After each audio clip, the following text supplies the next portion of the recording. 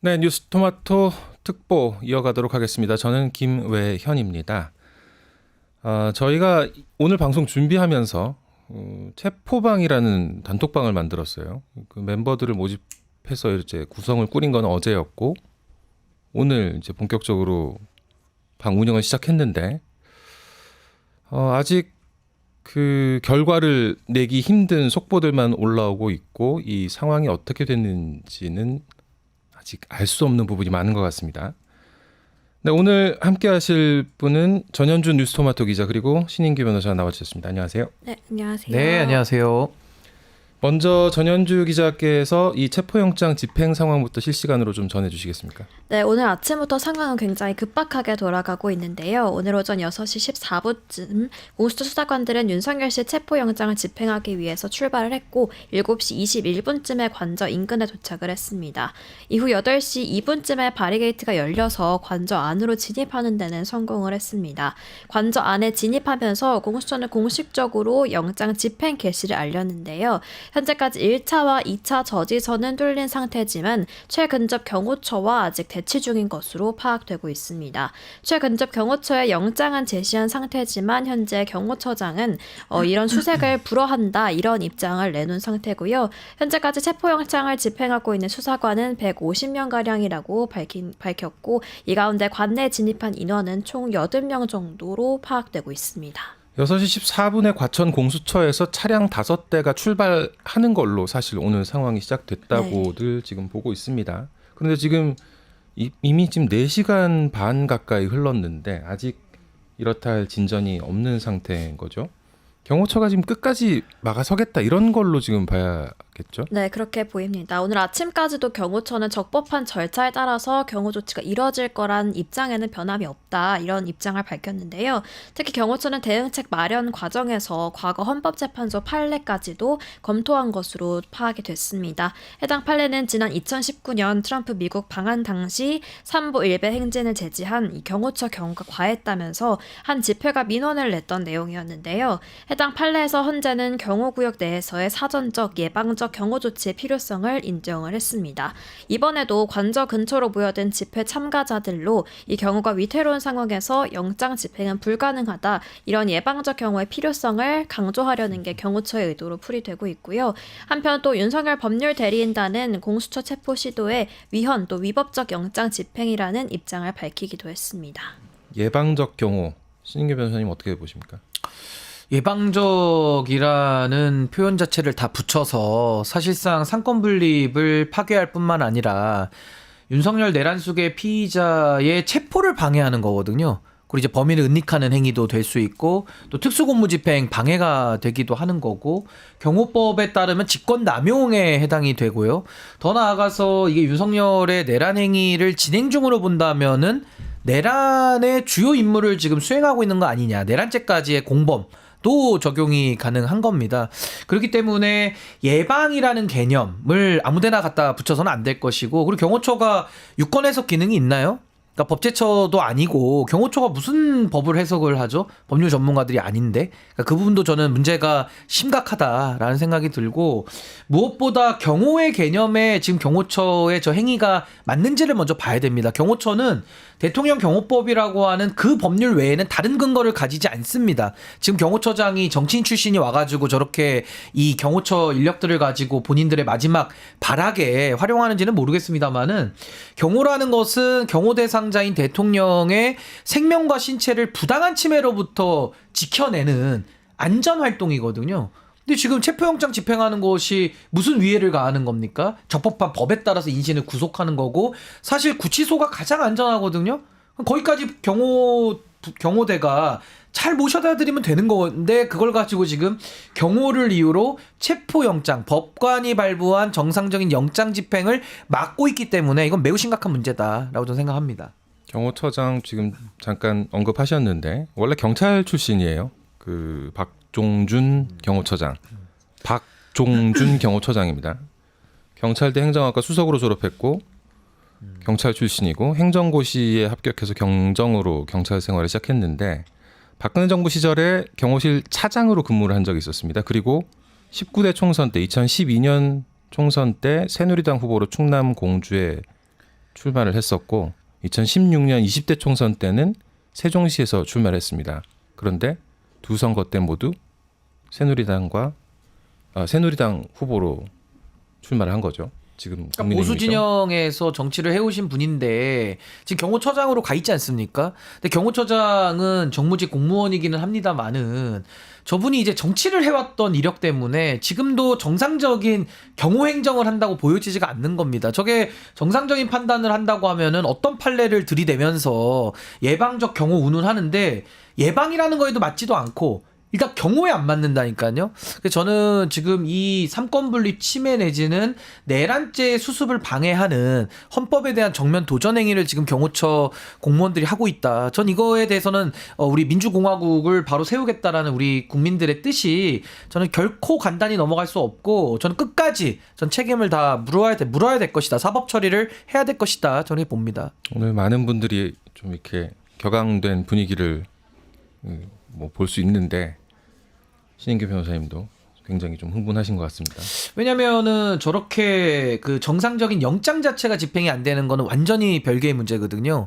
그냥 단지 윤석열 내란 수괴를 감싸고 어떤 정치적인 언행을 하는 수준에 머무르는 것이 아니라 법관이 발부한 영장의 집행을 막는다? 그럼 대한민국의 상권 분립은 존립할 수가 없고 우리 헌법이 설 수가 없는 겁니다. 이런 상황에서는 뭐 정말 흥분하지 않을래야 않을 수 없는 정말 그런 상황이죠. 사실 이 내란죄라는 게 반란인 거지 않습니까? 기가 막힌 일이죠. 반란인 그러니까 국가 반역죄인 거죠, 그렇죠. 사실상은. 반역죄는 옛날에 보면은 뭐 갑신정변 실패해서 도망갔던 네. 김옥균 같은 경우에 어떻게든 잡아와라 해가지고 죽여서 잡아왔죠. 시체 상태로 한국에 조선에 들어옵니다. 보통은 이제 연좌제는 없습니다만은 그때 당시 조선시대 때는 역모를 하면 삼족을 멸했던. 그렇죠? 김옥균 같은 예. 경우에 시체 상태로 들어왔는데 예. 들어온 상태에서 양화진에서 능지처참을 그때 해요. 그렇죠. 역모니까요. 네. 예, 그때 그러니까 당시에. 반역죄가 얼마나 무거운 죄인지는 그런 건데 그때는 왕에 대한 반역인 거죠. 지금은 네.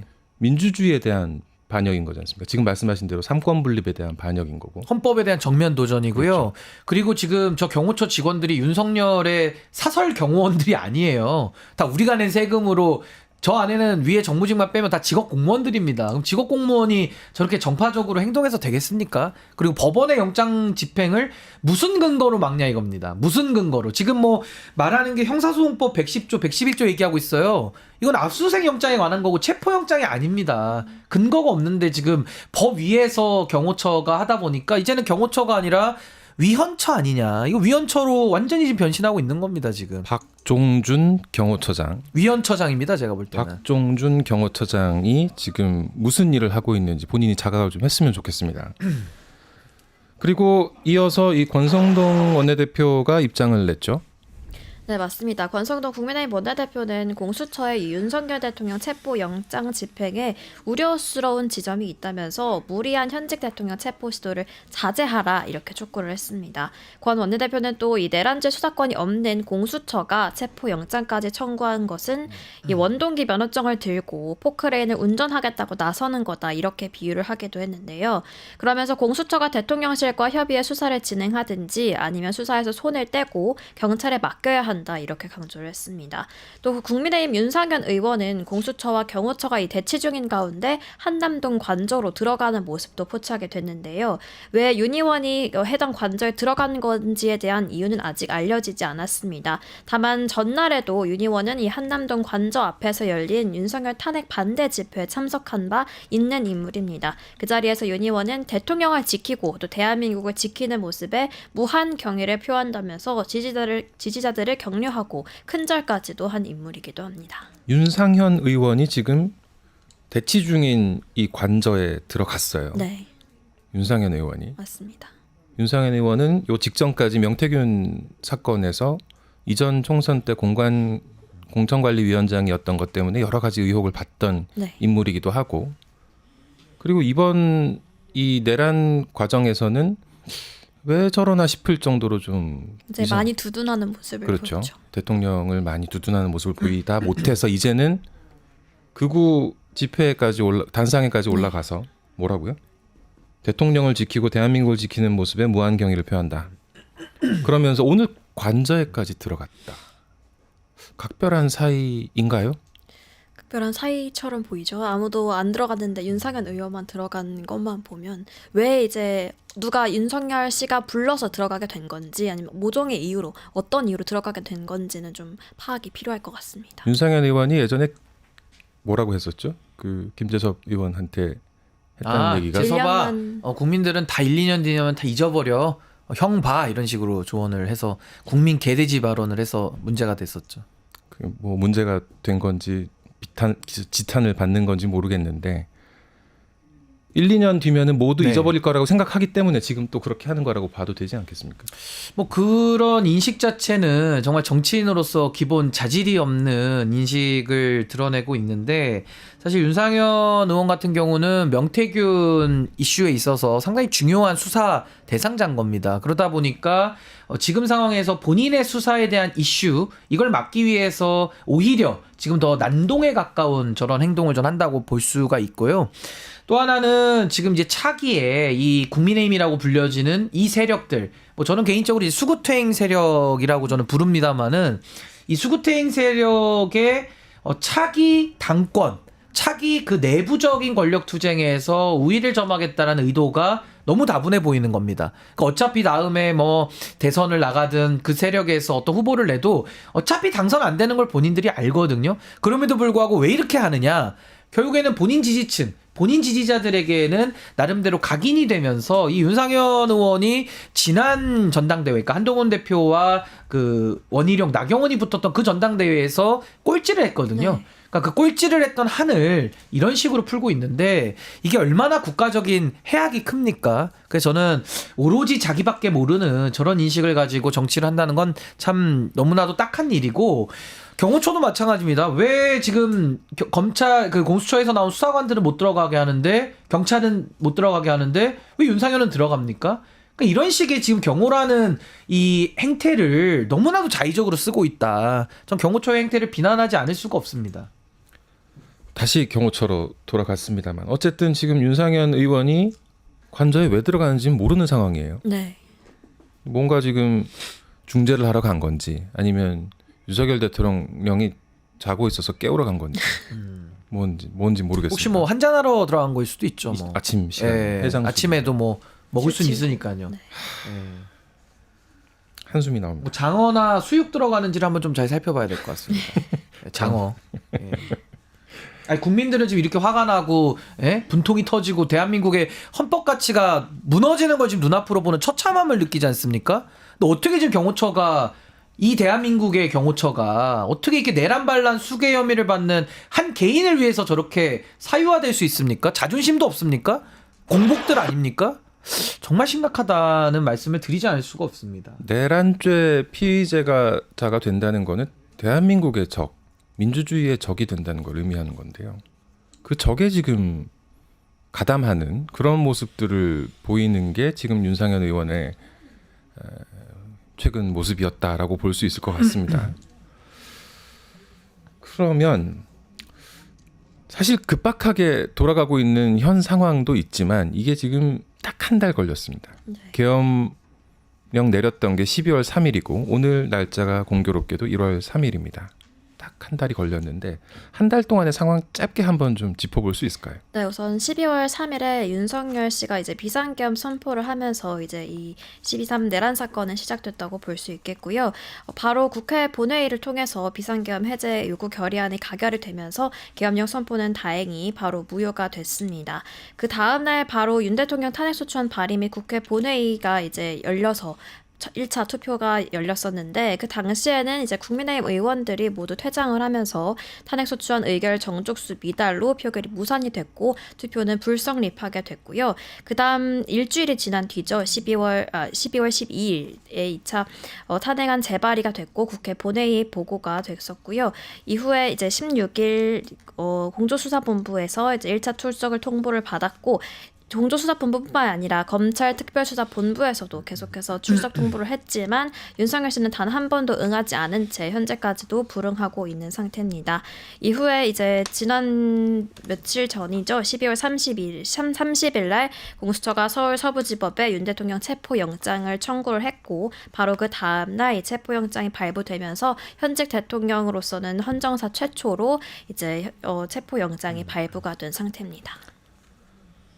네, 그렇습니다. 청취자 여러분들께서 댓글을 달아주고 계신데요. 권성동 윤상현 내란 동조범. 윤상현이 국회의원 불체포 특권이 있으니까 자기 앞에 맞겠다고 했다는 얘기를 전해주신 분도 있으셨고요.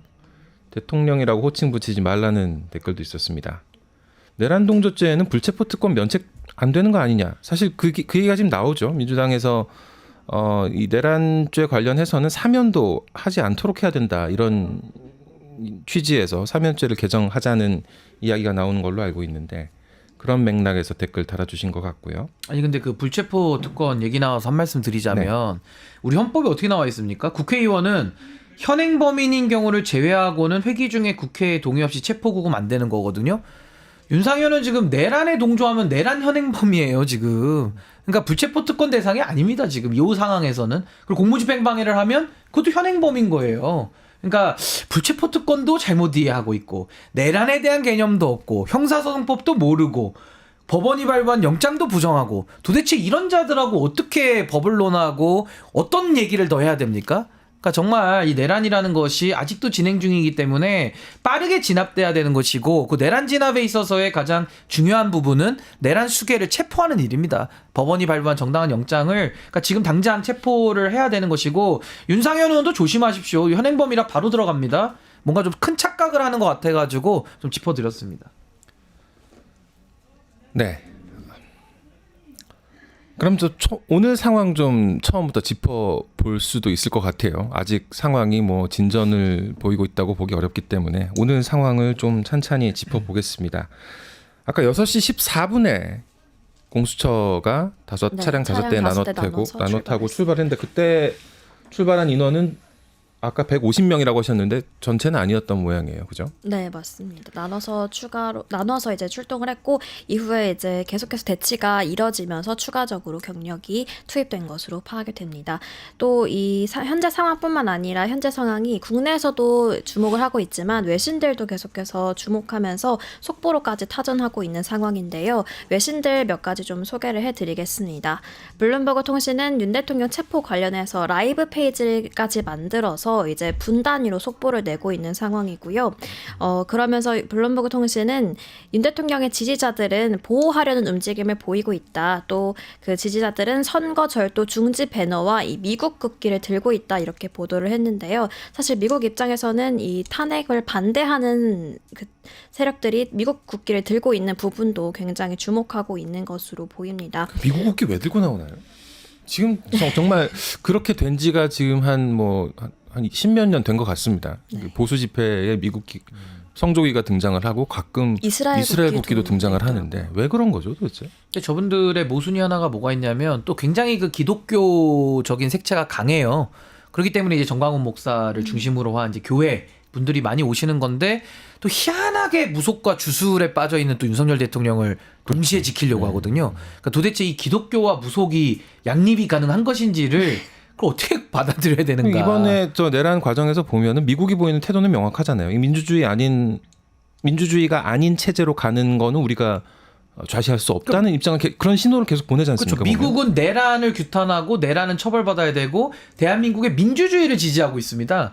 그럼 지금 우리 뉴스토마토를 보시고 좀 제대로 된 내용을 알고 주장을 해야 되는데 오로지 가서 윤석열 측에서 이야기하는 내용만 받아쓰기를 하면서 거의 그 세뇌당하다시피 지금 하고 있는 거거든요. 그러니까 듣질 않는 거죠. 그래서 그러다 보니 가끔은 미국의 성촉이 더 나아가신 분들 더 상태가 나빠지면 이제 이스라엘 국기까지 갖고 나와서 이제 저렇게 소리를 내면서 사실 윤석열을 보호하기 위한 인계철선으로 지금 소모되고 있는 거예요. 아, 너무 슬프네요. 슬프지만 그렇게 하고 있고 어제도 그 추운 길바닥에 몇십 명이 누워있지 않았습니까? 경찰이 물론 해산했습니다만은 그 저체온증으로 생명도 위태로운 일이거든요. 근데 왜 그렇게 하느냐?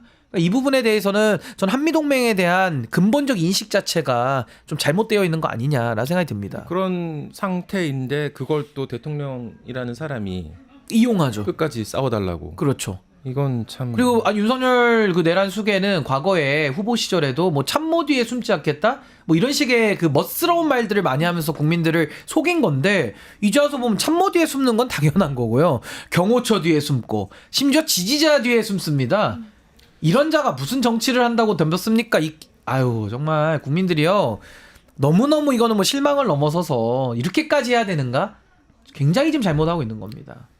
신인규 변호사님이 네. 사실 이 방송 시작하기 전에 미안하다는 말부터 하고 지금 이제 내 소신껏 발언하겠다라고 말씀을 하셨어요. 네. 사실 저 뭐 신인규 변호사 어떤 분인지 네. 많이들 아시겠지만 이제 뭐 되게 유명한 인사시니까. 근데 예, 본인이 직접 설명하시는 아니 그래서 게 제가 나을 이제 보수 쪽에서 정치를 시작을 했고 사실 윤석열 대통령을 만드는 과정에서 저는 역할을 했던 부분이 있기 때문에 정말 기대가 실망으로 바뀌었을 때의 그 허탈함과 뭐 그런 거야말로 이제 배신감이라고 우리가 보통 쓰는 말이겠지만요. 그런 것들이 정말 참을 수 없는 분노를 자아냅니다. 그래서 제가 최근에도 보수의 종말이라는 책을 써서 보수를 없애자는 게 아니라 지금의 보수로 상징되는 저 수구퇴행 기회주의 연합 세력을 완전히 뿌리를 뽑아야 된다. 전 그 생각이 더 확고해지고 있는 것이고요. 지금도 정말 에이컨님께서 말씀하신 대로 제가 가진 책임들 전 정말 통감하고 그걸 바로잡는 일에 저는 선두에 서야 되겠다. 이 각오로 지금도 뭐 열심히 하고 있는데 하여튼 오늘 체포가 돼야 제가 국민 여러분들 지금까지도 너무 힘드셨는데 너무 죄송하고 그나마 제가 면이 좀 서서 내일부터는 좀 방송을 좀 편하게 마음의 짐을 좀 내려놓고 할 수 있지 않을까 좀 그런 생각이 듭니다. 네, 뭐 이 얘기는 정말 뭐 저희 개인적인 가고요. 일이니까요. 네. 어쨌든 다시 성조기 얘기로 돌아왔을 때 네. 미국이 강조하는 걸 잘 들어보면은 LMC, like-minded countries, 그러니까 비슷한 체제를 갖고 있고 비슷한 제도를 갖고 있는 우리와 이런 가치를 공유할 수 있는 나라들과 우리는 친하게 지낼 것이다. 이런 얘기를 많이 하거든요. 윤석열 대통령 외교 과정에서 미국하고 같이 가겠다면서 강조했던 것도 그런 부분들이었습니다. 가치 동맹. 근데 지금 과연 그 가치를 지키고 있나? 내란 수계로 본인이 지목된 상황에서 아직도 그렇게 이야기할 수 있나? 이게 의심스러운데 지금도 이 한남동에 이분들이 성조기를 들고 나와서 윤석열 대통령을 지키겠다라는 이야기를 하고 있는 이런 지금 현실이. 앵커님 뒤로도 보이네요 성조기. 아 성조기가 많네요. 태극기와 같이 반반 비율 정도. 네, 반반 비율로 보이고 있어요. 댓글 보면은 네. 특히 태극기는 누구 맘대로 사용을 하냐? 내란 공조에 웬 태극기가 나오냐? 태극기도 그럼 사용할 수 차라리 없도록 윤석열기를 제작해서 들고 다니는 건 어떻습니까? 아니, 정말로 태극기를 오염시키지 말고 윤석열기라는 걸 하나 제작하셔가지고 그냥 윤석열 깃발 들고 다니는 게 가장 어울릴 것 같아요. 왜 굳이 한미동맹을 여기서 언급하고 미국과의 관계가 안 맞잖아요. 그렇습니다. 안 맞는 걸 자꾸 하니까. 그리고 아까 제가 기독교와 주술도 안 맞는다 그랬어요. 근데 그걸 자꾸 양립이 안 되는 거를 양립시키려고 하니까 차라리 윤석열 깃발을 들고 가시는 게 더 어울리지 않을까 그런 생각이 듭니다. 태극기에 대한 모독인 것 같습니다. 국기 그렇죠. 모독죄도 추가해야겠군요. 그러면. 음. 자, 네. 아침 일찍부터 경호처의 반항이 예상되는 상황임에도 불구하고 공수처가 움직였습니다. 이렇게 일찍 움직인 거는 왜 그랬다고 보세요? 아니 근데 뭐 말이야 오늘 새벽이라 일찍이지만 영장 나온 지가 언젠데 늦어도 너무 늦었죠. 그리고 그렇게 늦게 영장 집행을 하다 보니까 사실은 윤석열의 저 내란 수계를 지키겠다라고 나온 저 내란 선동 행위가 이미 거의 절정에 다다르고 있는 상황에서 지금 오늘 새벽에 공수처가 나선 거거든요. 아니 진작에 경찰의 협조를 받아놓고 진작에 최상목 권한대행과 입장 조율을 해놓고 영장 받자마자 최상목 권한대행은 경호를 풀으란 지시를 내리게 했었어야 되고 바로 경찰 특공대와 경찰 기동대를 투입해서 정광석화처럼 신병 확보를 해야 되는 거거든요. 근데 그걸 지금까지 다 안 했어요. 그래서 가장 어려울 시기에 새벽에 가서 지금 영장 집행한다고 하니 지금도 3시간 반째 대치 중이라고 하는데 얼마나 더 힘들어집니까? 그래서 저는 공수처가 경험도 많이 부족하고 또 수사에 대한 의지도 많이 약해서 상당한 좀 우려를 가지고 보고 있는 입장인데 지금이라도 공수처가 정말 국민의 공수처로 거듭나려면은 오늘 그 가운데서 정말 너 죽고 나 죽고의 심정을 가지고 무조건 신병 확보를 오늘 해야 된다. 그 의지와 결기 아니고서는 전 공수처가 지금까지 잘못한 것이 많기 때문에 그 죄를 씻기가 매우 어렵다. 전 그렇게 생각합니다.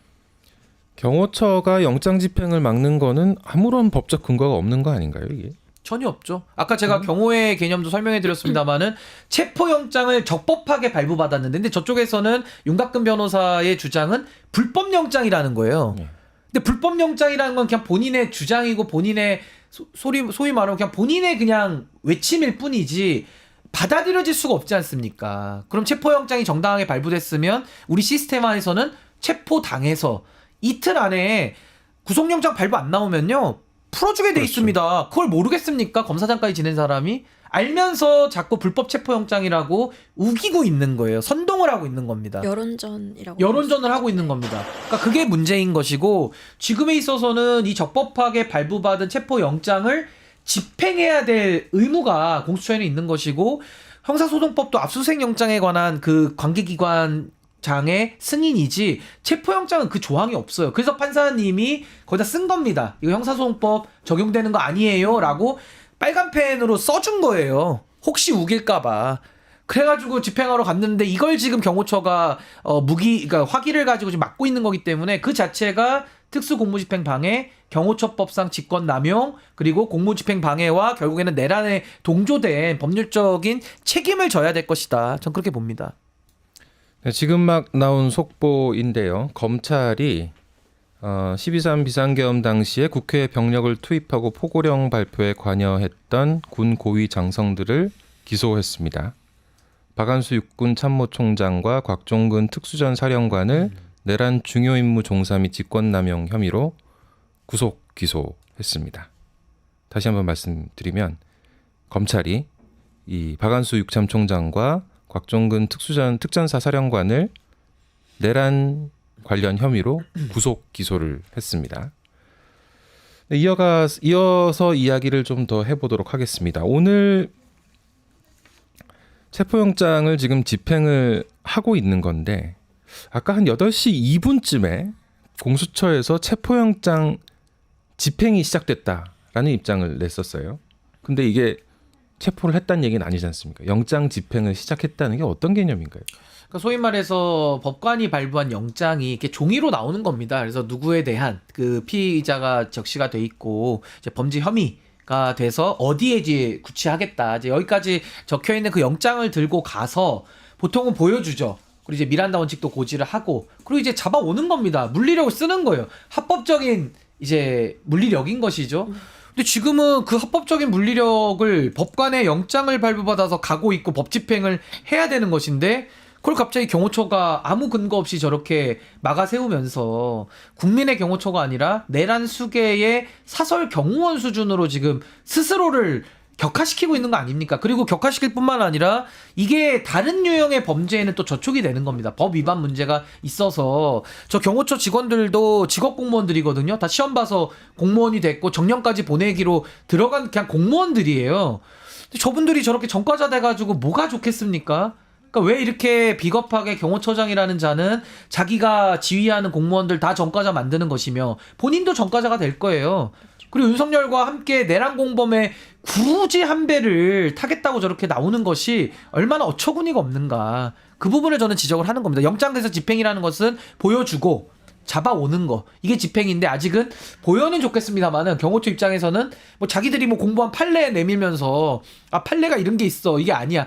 왜 자기들이 법 해석을 하고 앉아있냐 이겁니다. 법 해석 기관도 아닌데. 아까 이제 어처구니가 시간대를 없죠. 생각을 해보면은 집행이라는 게 사실 그 흔히 상식적으로 생각하는 집행은 이제 그 범죄 혐의자를 직접 만나서 대면해서 영장을 주고 그렇죠. 그 미란다 원칙 고지하고. 네. 그다음에 이제 사본을 발부하게 되죠. 예. 영장을 읽어주고 그렇죠. 그렇게 하게 되는데 아까 집행을 발부했다는 시간이 한 8시 2분 3분 네. 이었던 걸 생각하면 본인을 만난 건 아니지 않을까 하는 생각이 그러니까 이제 들어요. 문 앞에서 맞겠죠. 그러니까 본인이 나와서 하는 것이 아니라 그렇죠. 일단 경호처에다가는 당사자는 아니지만 보여줘야 될 거 아닙니까? 영장을 발부받아서 왔고 이제 기관 대 기관으로서 협조 요청이죠. 행정적인 응원을 요청하는 것이고 그렇게 해서 경호처가 당연히 이거는 영장 집행을 막을 권한이 없다니까요. 경호도 아니거니와 법원이 발부한 영장을 도대체 대한민국에서 누가 막습니까? 우리가 왕조 시대입니까? 왕이 막습니까? 누가 막아요? 저기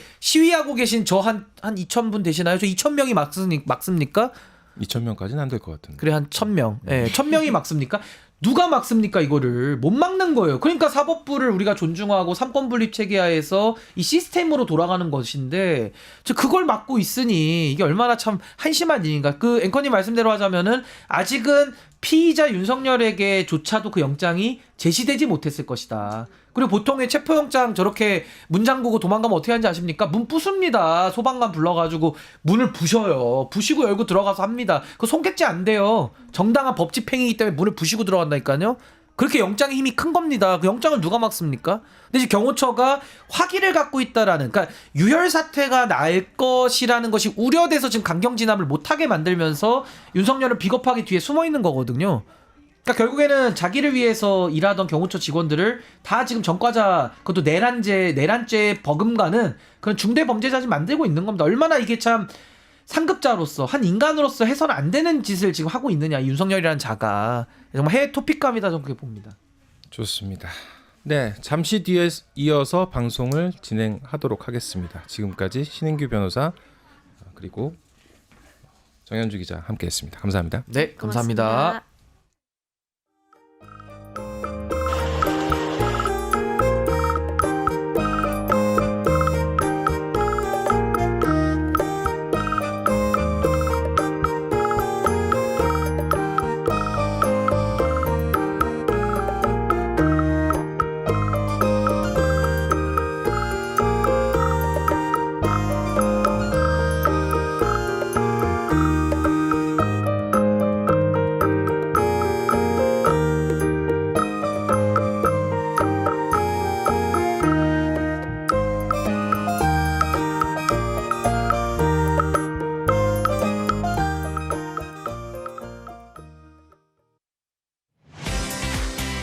사용자 중심의 뉴스포털 플랫폼 뉴스통.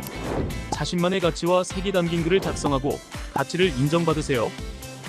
사용자 중심의 뉴스포털 플랫폼 뉴스통에서 뉴스북 뉴스라인의 필진이 되어보세요.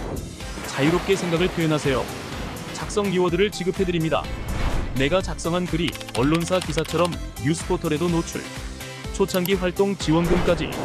지금 바로 뉴스통의 필진이 되어보세요. 당신의 이야기가 세상을 움직입니다.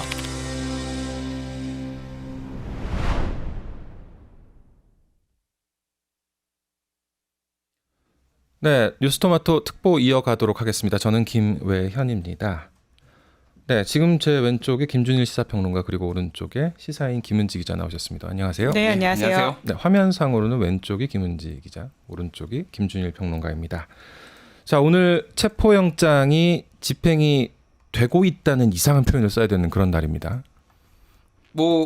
저는 될 거라고 믿어요. 이게 고민 좀 걱정도 많이 하시고 이게 좀 제대로 될 것인가 안 될 것인가 이렇게 우려하시고 충돌 문제도 좀 염려하시고 그러신 분 많을 텐데 이거는 안 될 수가 없습니다. 결과적으로.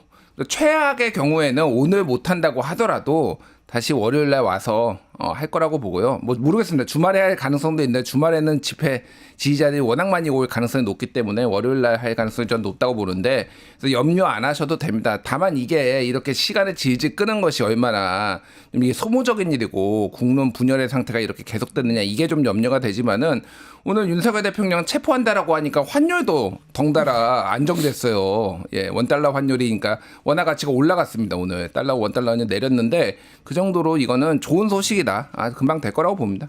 네, 오늘이 딱 개엄된 지 한 달 되는 날이거든요. 그래서 그 한 달째에 그 수많은 내란 이제 수괴와 관련되어 있는 사람들은 다 구속 기소가 됐다는 소식이 방금 알려지기도 했었는데 그런데 그 내란 수괴라고 지목되고 있는 윤석열 대통령만 아직도 관저에 있다라고 하는 것은 빠른 좀 집행이 소요된다, 필요하다라는 생각이 들긴 합니다. 그래서 지금 집행을 하고 있는 건데 네. 끝까지 막고 있는 거죠. 끝까지 지금 반항을 하고 저항을 하는 건데 사실 그 예전 선거 때 한번 생각을 해보면 대선 때 윤석열 대통령 당선자 당시가 받았던 이미지를 생각을 해보면 형님, 큰 형님, 보스 이런 이미지로 생각을 했었잖아요. 그런 사람이라 진짜 그런 사람이라면은 이런 어마어마한 사건이 터지고 자기가 얘기한 것 때문에 막 줄줄이 끌려가고 감옥에 가고 이런 상황이 되면은 아 내가 했다. 내 발로 나와서 나만 잡아라. 얘들은 다 내 말만 들었다. 이런 사람이어야 되는 거 아닌가요? 그 옛날 거기에 가정해서 지금 어떤 사람인지를 유추한다면은 뭐 그렇게 따지면 지금까지 계엄 한 달 동안 했던 모든 거짓말과 어떤 법 집행에 따르지 않는 모습들이 일관성이 있다고도 봐야 될 것 같고요. 그러니까 그게 과거에 지금 무슨 가짜였던 거죠. 한 달 동안 거짓말을 한 게 예. 아니라 지금 한 몇 년 동안 거짓말을 한 거죠. 그렇게 보면. 그러니까 윤석열이 정말 거짓말을 최근에는 거짓말을 했는데 그 전에 했던 게 거짓말이냐? 제가 보기에는 사람들이 자기가 보고 싶은 것만 봤던 것 같아요. 검사 윤석열이 예를 들면은 국정원 댓글 사건 지시할 때 그때 나는 부당하게 뭐 들이받고 나 이거 뭐 이렇게 하면 못하겠습니다라고 얘기하고 나중에 이제 나는 사람에게 충성하지 않습니다 이런 얘기했을 때 다 환호했잖아요. 알고 보니까 그냥 습관적으로 아무나 들이받는 사람이었어요. 계속 인생 자체가 맨날 아버지한테 들이받아가지고 아버지한테도 대학생 때 맞았다 이런 것도 있잖아요.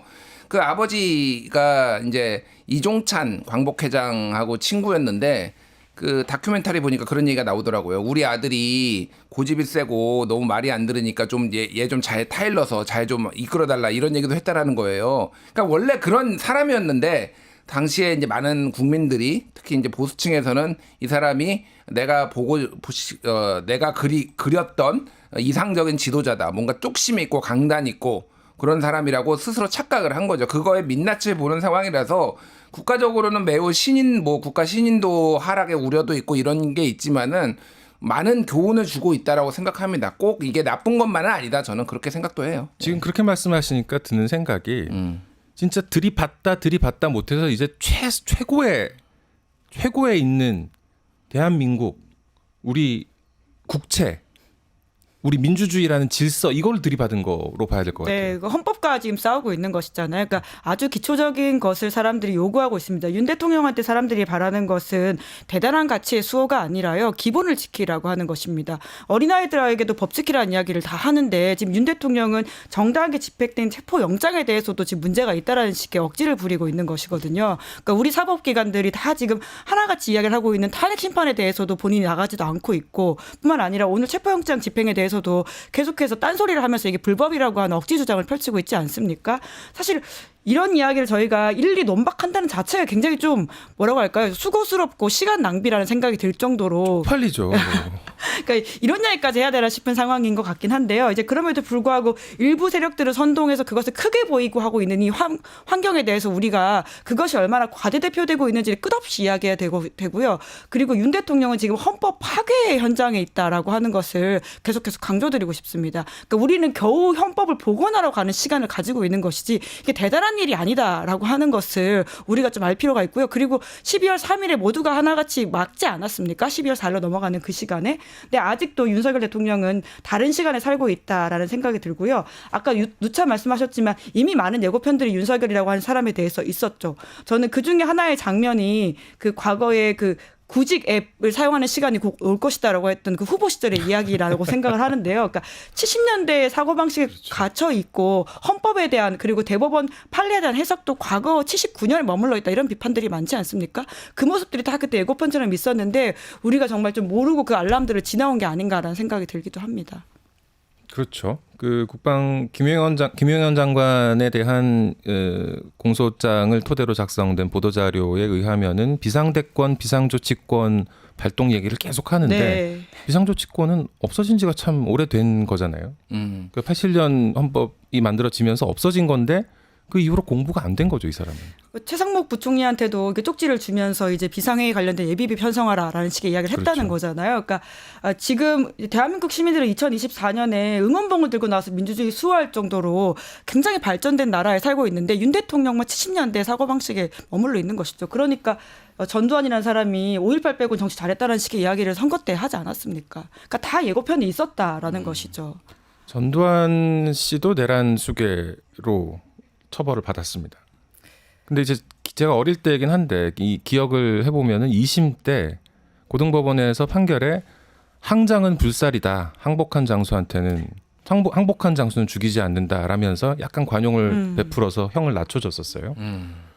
그랬는데 전두환 씨가 뭐 그런 다음에 이제 나중에 결국은 사면이 돼가지고 밖에 나와서 이제 살게 됐는데 네, 결국은 평화롭게 일생을 마무리했죠. 본인이 그 가장 큰 판결에 대해서 불행입니다. 얘기를 해요. 항장은 불살에 대해서 어떻게 생각하니? 나는 항복한 적 없다라고 얘기를 합니다. 그러니까 이게 말씀하셨다시피 여러 가지 우리가 역사적으로 실기가 있었던 것 같아요. 그러니까 그 전두환 씨가 자연사한 것이 굉장히 잘못된 교훈을 줬다라고 저는 생각을 합니다. 다만 이게 항상 음과 양이 있잖아요. 우리가 이제 거기에서 얻은 교훈도 있거든요. 그러니까 이번에 이제 뭐 어떤 형을 받을지 모르겠으나 내란 수괴는 사형 아니면은 무기징역이니까. 근데 뭐 실질적으로 우리나라가 이제 사형을 집행하지 않는 나라니까 굉장히 오랫동안 감옥에 있을 가능성이 상당히 높은데 이걸 법을 지금 뭐 민주당에서는 법도 지금 사면권 관련해서 법도 지금 새로 발의를 해가지고 내란 수괴는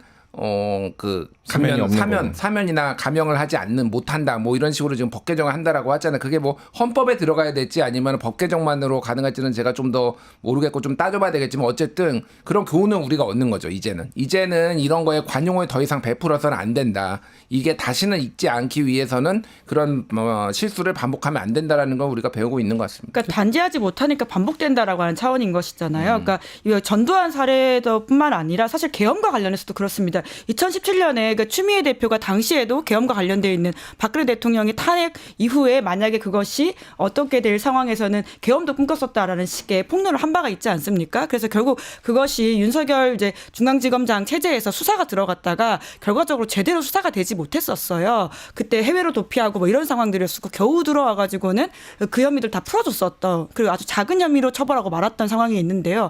그때 그 문건들의 계획들이 지금에도 이렇게 비춰지는 게 굉장히 많습니다. 결국 그때 그 혐의들을 제대로 단죄하지 못했던 것이 2024년에 그 어떤 정치 군인들에게 다른 꿈을 줬던 게 아닌가라는 좀 의심이 들고요. 그때 그 혐의 수사했던 검사 누구였습니까? 결국 그때 윤석열 서울중앙지검에서 처리했던 사건이었었죠. 그런데 결국은 이제 해당 사람은 밖에 나갔다가 들어와서는 윤석열 정부에서 상대적으로 사소한 혐의로 처벌을 끝내고 말았습니다. 이제 이러한 것들이 반복되는 장면들이 분명히 있어서 이번에는 확실하게 처벌해야 된다라는 이야기를 좀 강조하고 싶습니다. 그런데 그럼에도 불구하고 오늘 현 주소를 보면은 체포영장 집행에도 이렇게 참 여러 난항을 뚫고 지나가야 되는 이런 상황이 참 답답하긴 합니다만 또 다른 한편으로는 민주주의라는 게 항상 이런 거 아닌가 싶기는 해요. 예전 한 달 전에 우원식 의장이 땅땅땅 했을 때 모든 게 끝날 것 같이 기대가 됐었지만 그게 아니었고 탄핵 표결 때도 마찬가지였고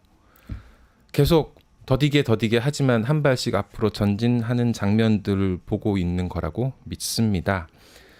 자, 경호처 움직임은 어떻게 봐야 될까요? 지금 어떻게든 뭐 끝까지 막아보겠다 이런 태도로 봐야 될 것 같은데 김준일 평론가님은 사실 체포영장 체포가 이번 주 후반에 이루어질 거라는 예언을 하셔서 예. 맞추셨어요. 정확하게. 제가 틀리는 것도 굉장히 많은데요. 맞추는 것도 굉장히 많습니다. 네, 그게 이번 주 월요일이었는데 예. 이번 주 후반 제가 그럼 다음 주인가요 했더니 이번 주 후반이라고 금요일 토요일 뭐 이때일 거라고. 왜냐하면은 다음 주에 월요일 날이 마지막인데 그때 만에 하나 실패할 경우에는 또 영장을 받아야 되고 이제 복잡한 상황이 오니까 이번 주말에 한번 시도를 하고 이번 주말에 웬만하면은 해야 되는 거고 당연히 그런데 만에 하나 실패할 경우에는 이제 월요일 날 갈 수도 있겠다. 그래서 제가 이제 주말은 안 되고. 주말은 절대 안 된다. 사람들 엄청나게 이제 모일 거다. 그러니까 안 되니까 주중에 해야 된다. 그럼 금요일쯤 할 거다. 뭐 이런 식의 얘기를 했죠. 그리고 합리적 관측이셨군요. 예, 뭐 제가 명태균처럼 나 구속되면 한 달 안에 뭐 탄핵한다 이런 뭐 예언을 하는 사람은 아니니까. 그리고 오전에 해야 된다. 이거 저녁에 하면은 또 많이 나오거든요. 그러니까 사람들 덜 모였을 때 해야 된다. 뭐 이런 얘기도 했습니다. 그래서 저는 걱정하지 않아요. 걱정하지 않습니다. 사실 제가 계엄이 발동됐을 때도 그때 우리 김은지 기자와 함께 시사인에서 제가 밤에 방송을 했는데 우리나라는 이게 절대 계엄이 오래될 수 없는 이미 민주주의가 성숙도에 들어간 나라라서 만에 하나 이게 부분적으로 성공한 것처럼 보여도 오래 갈 수 없다. 사흘 안에 저는 이건 뒤집어진다라고 얘기를 했고요. 그래서 이 체포영장도 저는 우리 시청자분들께서 걱정 안 하셔도 될 것 같습니다. 어떤 식으로든 됩니다. 어떤 식으로든 되고 이미 공수처에서 오늘 브리핑 하겠다고 지금 예고까지 해놓은 상황이거든요.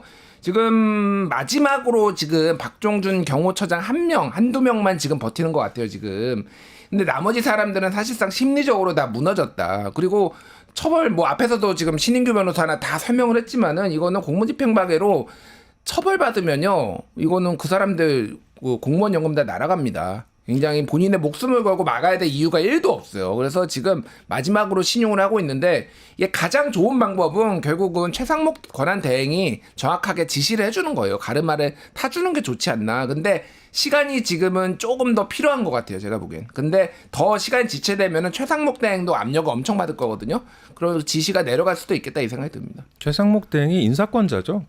박정준 경호처장에 대해서는. 네. 근데 다만 하나 걱정되는 것은 이제 상황이 장기화될 경우에 이제 윤석열 대통령 쪽에서 바라는 것은 이제 소란이 커지고 이제 본인들이 원하는 소란이 커지고 그리고는 혹시라도 모를 유혈 사태가 있을 수도 있겠다라고 하는 걱정이지 않습니까? 그러니까 이 상황이 점점 더 관리하기 복잡해지게 되는 것이 윤 대통령 쪽에서 바라는 모습인 것 같은데 특히나 가장 최악의 모습은 이제 미국의 16 사태 같은 것들일 수 있기 때문에 그러니까 최대한 빠르게 집행을 해서 상황이 장기화되지 않도록 해야 된다라고 하는 생각이 들고요. 그래서 이번 영장 같은 경우는 이례적으로 일몰 후에도 집행이 가능하게 그렇죠. 되어 있어요. 그래서 김준일 평론가 지적하신 것처럼 주말에는 지방에서부터 소위 말하는 극우 이제 지지 세력들이 많이 올라올 수 있기 때문에 오늘 밤에라도 이제 오늘 안에 반드시 끝내야 된다. 주말까지 가게 하는 상황들은 만에 하나의 윤 대통령 쪽에서 바라는 최악의 상황이 만들어질 수도 있다라는 생각이 들어서요. 어떻게든 오늘 안에 전 좀 끝내야 된다고 봅니다. 그렇긴 합니다만 또 다른 한편으로는 시장은 긍정적으로 보고 있는 것 같습니다. 지금 코스피가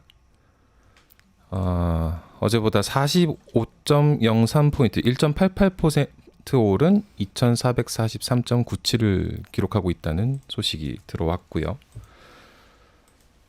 한남동 관저 있는 곳이 사실 경부고속도로가 끝나는 곳이어서 이게 거기가 막히기 시작하면은 밑으로 한없이 막히거든요. 이게 정말 교통 체증을 불러올 수밖에 없는 그런 지점입니다. 이게 예전에 단국대학이 그 근처에 있었잖아요. 맞아요. 단국대학교에서 큰 시위가 벌어지면은 고속도로가 완전히 막혀버리는 그런 사태가 있었던 기억이 나는데 빨리 해결이 돼야겠죠. 네.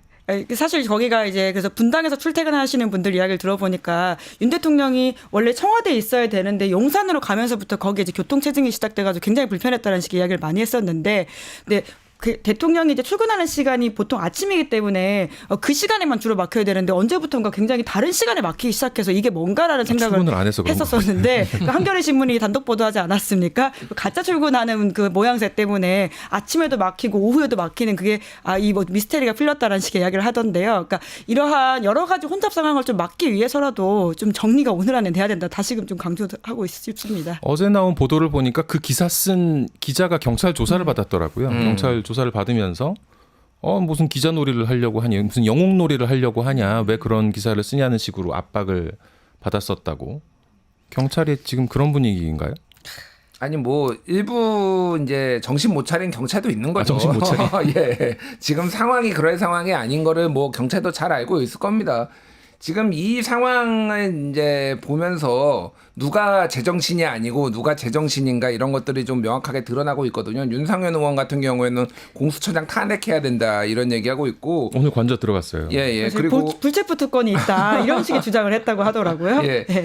저는 더 황당한 게 이제 고성국 그 예전에 KBS 라디오 진행자 고성국 TV에서 나온 얘기라고 지금 도는데 알몸으로 있어라 대통령이 그러면 절대 체포해가지 못한다 벗고 있으면은 나 이런 얘기까지 했다고 해서 이게 수준이 어디까지 지금 떨어지는 것인가 우리가 그 윤석열 대통령 알몸까지 봐야 되는 겁니까? 물론 알아서 잘 하시겠지만은 바지를 반드시 거꾸로 입혀주시기 바랍니다. 예전에 바지를 거꾸로 입어서 뭔가 그런 의혹 확인된 건 아니에요. 예, 뭐 그런 의혹도 있었는데 어찌됐든 이런 얘기까지 나올 정도로 좀 수준 이하다. 그런 생각이 많이 듭니다. 예. 거꾸로 안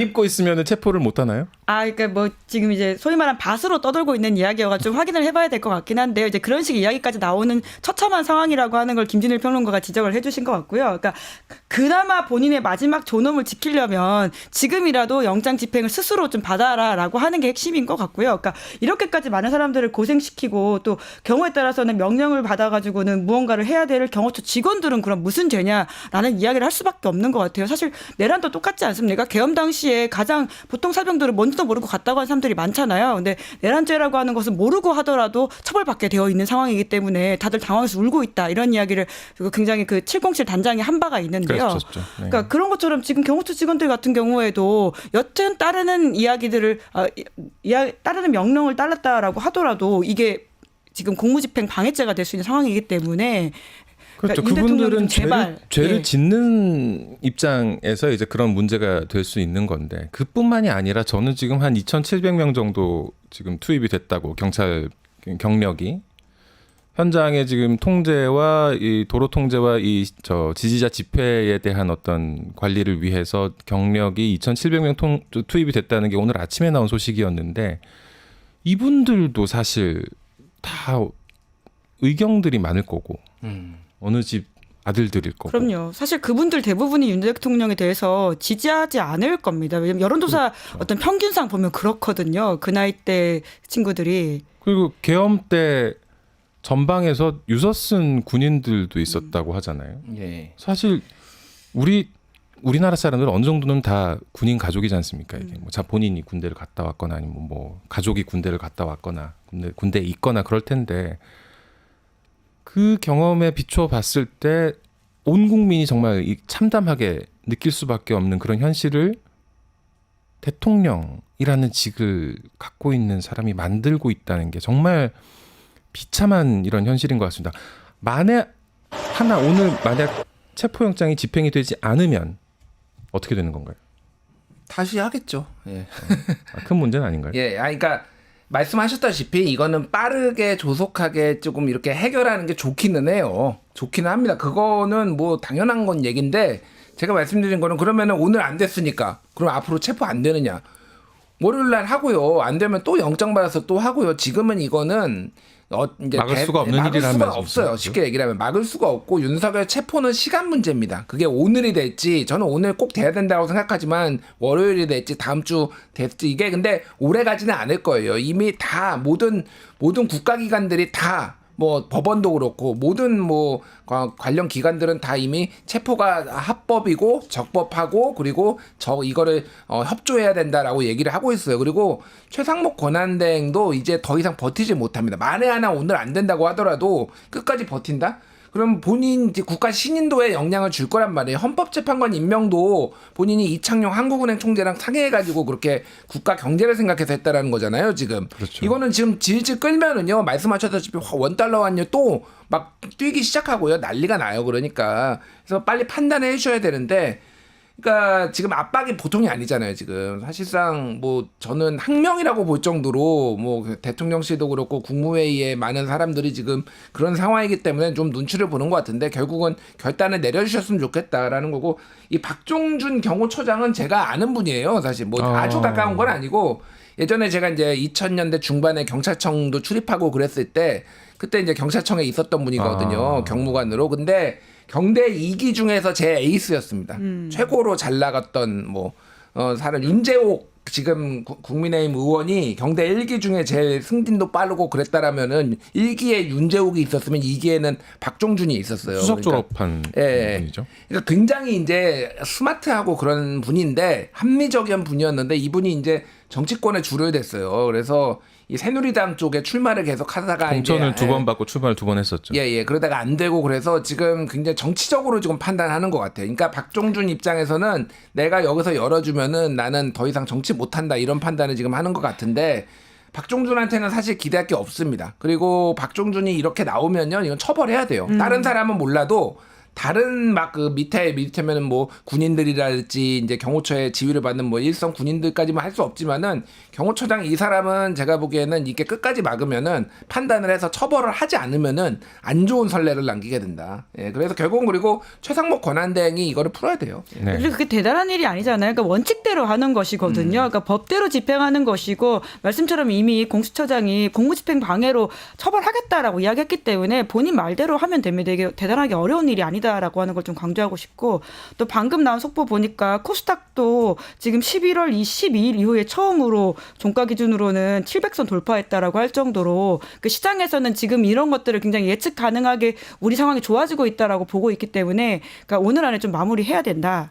예, 계속 똑같은 이야기만 강조하고 있습니다. 김은지 기자는 정치 쪽 취재를 꽤 오래 하셨는데 박정준 처장이 지금 이렇게 하는 게 본인의 향후 뭐 정치 잠재적인 정치 행보에 이롭습니까? 네, 충청도에서 출마를 하셨더라고요. 그렇죠. 공주 그러니까 세종시. 예, 그렇다면 어렵다고 봐야 되지 않을까라는 생각이 왜 드는데요. 그렇습니까? 물론 뭐 이제 3년 후 아무도 모른다라고 지금 국민의힘 전반으로 믿고 있는 것 같아요. 윤상현 의원이 대표적으로 이야기하고 있지 않습니까? 1년 후 지나니까 다 까먹고 찍어주더라. 의리 있다고 했다. 이런 식의 지금 아주 거대한 판타지에 빠져 있는 상황이라고 생각하는데요.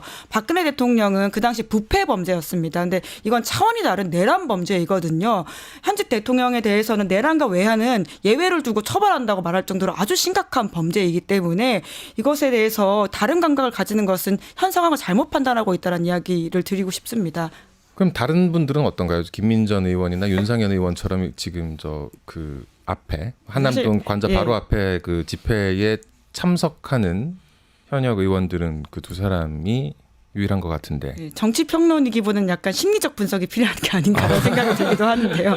그분들의 이야기를 저희가 진지하게 해야 되는 상황이라고 하는 게 좀 서글픕니다. 아니 뭐 윤상현 의원은 어제 이제 기사도 많이 나왔는데 윤석열 대통령을 보호해야 된다. 그 이유는 윤석열이 국가곧 그 자체이기 때문이다. 이런 얘기를 했거든요.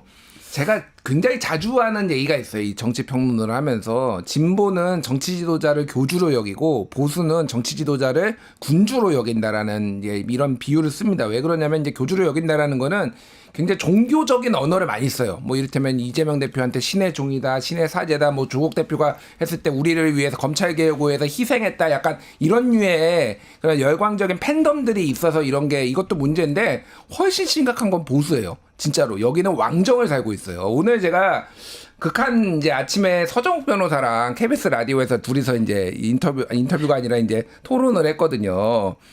서정 변호사가 님량한 일편단심 뭐 이런 얘기를 해가지고 제가 진짜 뭐 친해요. 서정 변호사랑 그냥 개인적으로 친합니다. 뭐 그렇지만 어쨌든 엄청 뭐라고 그랬습니다. 그러니까 서정 변호사님 같은 사람 때문에 어제 밤에도 또 거기서 집회 끝까지 밤에 관저 앞에서 했다고 그러더라고요. 아, 같이요? 서정 변호사도? 거기 서정 변호사는 그런 분이에요 원래. 아니 그 변호사인데 차라리 변론을 하시지 왜? 그래서 뭐 밤에는 집회도 하고 낮에는 방송 나와서 이제 궤변에 노려놓고 막 이러는 건데 어쨌든 그냥 그렇다면은 종교의 종교 거기는 왕정이라면서요.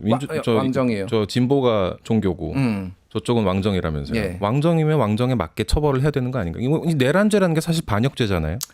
반역죄예요. 그러면은 예전에 갑신정변에서 실패해가지고 김옥균이 일본으로 도망갑니다. 일본에서 그건 내란이었죠. 그다음에 이제 김옥균이 일본에서 일본 도움 얻어가지고 다시 조선으로 쳐들어올 수도 있다는 소문에 빨리 김옥균 무조건 잡아 죽여라 이런 명령을 내려요 왕정이. 그게 내란 외환 더해가지고 지금 김옥균이 받았던 맞아요. 혐의였습니다. 예. 김옥균은 결국 뭐 쓸쓸하게 상해에서 암살 당해가지고 시체 상태로 조선에 돌아오는데 삼족을 멸한 건 물론이고 본인 시신 자체도 능지처참을 당합니다. 왕정 때는 그런 거예요. 그렇죠. 그러니까 이게 지금 그래서 저희 중세 시대에 이제 농성전, 공성전 하는 것 같다, 농성전 하는 것 같다 이런 느낌이 드는데 이게 뭐 약간 옛날로 들어가면 17세기에 이제 왕이 두 명이 영국에서 교체가 되는데 하나가 청교도 혁명으로 찰스 1세가 날아가고 그 다음에 명예혁명으로 제임스 1세가 날아가요. 공통점이 찰스 1세부터 해서 계엄령을 엄청 발용했어요 이때. 그러니까 마셜 로라고 하죠. 그러니까 군정. 그래서 그때 의회가 자기 말 안 들어가지고 지금 의회랑 붙어가지고 그렇게 된 거거든요. 찰스 1세는 단두대의 형장의 이슬로 사라졌고요. 제임스 2세는 추방됐습니다. 그래서 프랑스에서 죽었어요. 그래서 명예혁명이 피를 안 흘렸기 때문에 명예혁명이고, 찰스 1세는 청교도혁명으로 크로멜이 집권하면서 이제 목이 날아갔는데, 어느 쪽인지는 모르겠어요, 제가. 어쨌든 근데 이제 우리는 법을 따라야 된다. 체포를 한 다음에 사형이 됐든 아니면 무기징역이 됐든 그 법에 따라서 처벌하면 될 것 같아요. 맞습니다. 이 왕정 시절에 왕에 대한 반역이 그렇게 무겁게 다뤄져야 하는 범죄였던 것과 마찬가지로 지금 우리 사회에는 민주주의 체제에 도전하는 민주주의의 적, 공화국의 적이 같은 그와 같은 무거운 처벌로 다뤄져야 되는 게 맞을 것 같고요. 그러기 위해서는 체포영장 집행해야죠. 빨리 됐으면 좋겠습니다. 자, 오늘 헌재에서 윤석열 탄핵 심판 2차 준비 기일이 있죠. 이 탄핵 심판도 속도를 내는 걸로 봐야겠죠. 네, 헌재가 이제 공개적으로 속도를 내겠다라고 밝혔기 때문에 이제 그리고 8명이 채워졌기 때문에 탄핵 절차는 출발했다라고 봐야 되는 게 맞을 것 같고요.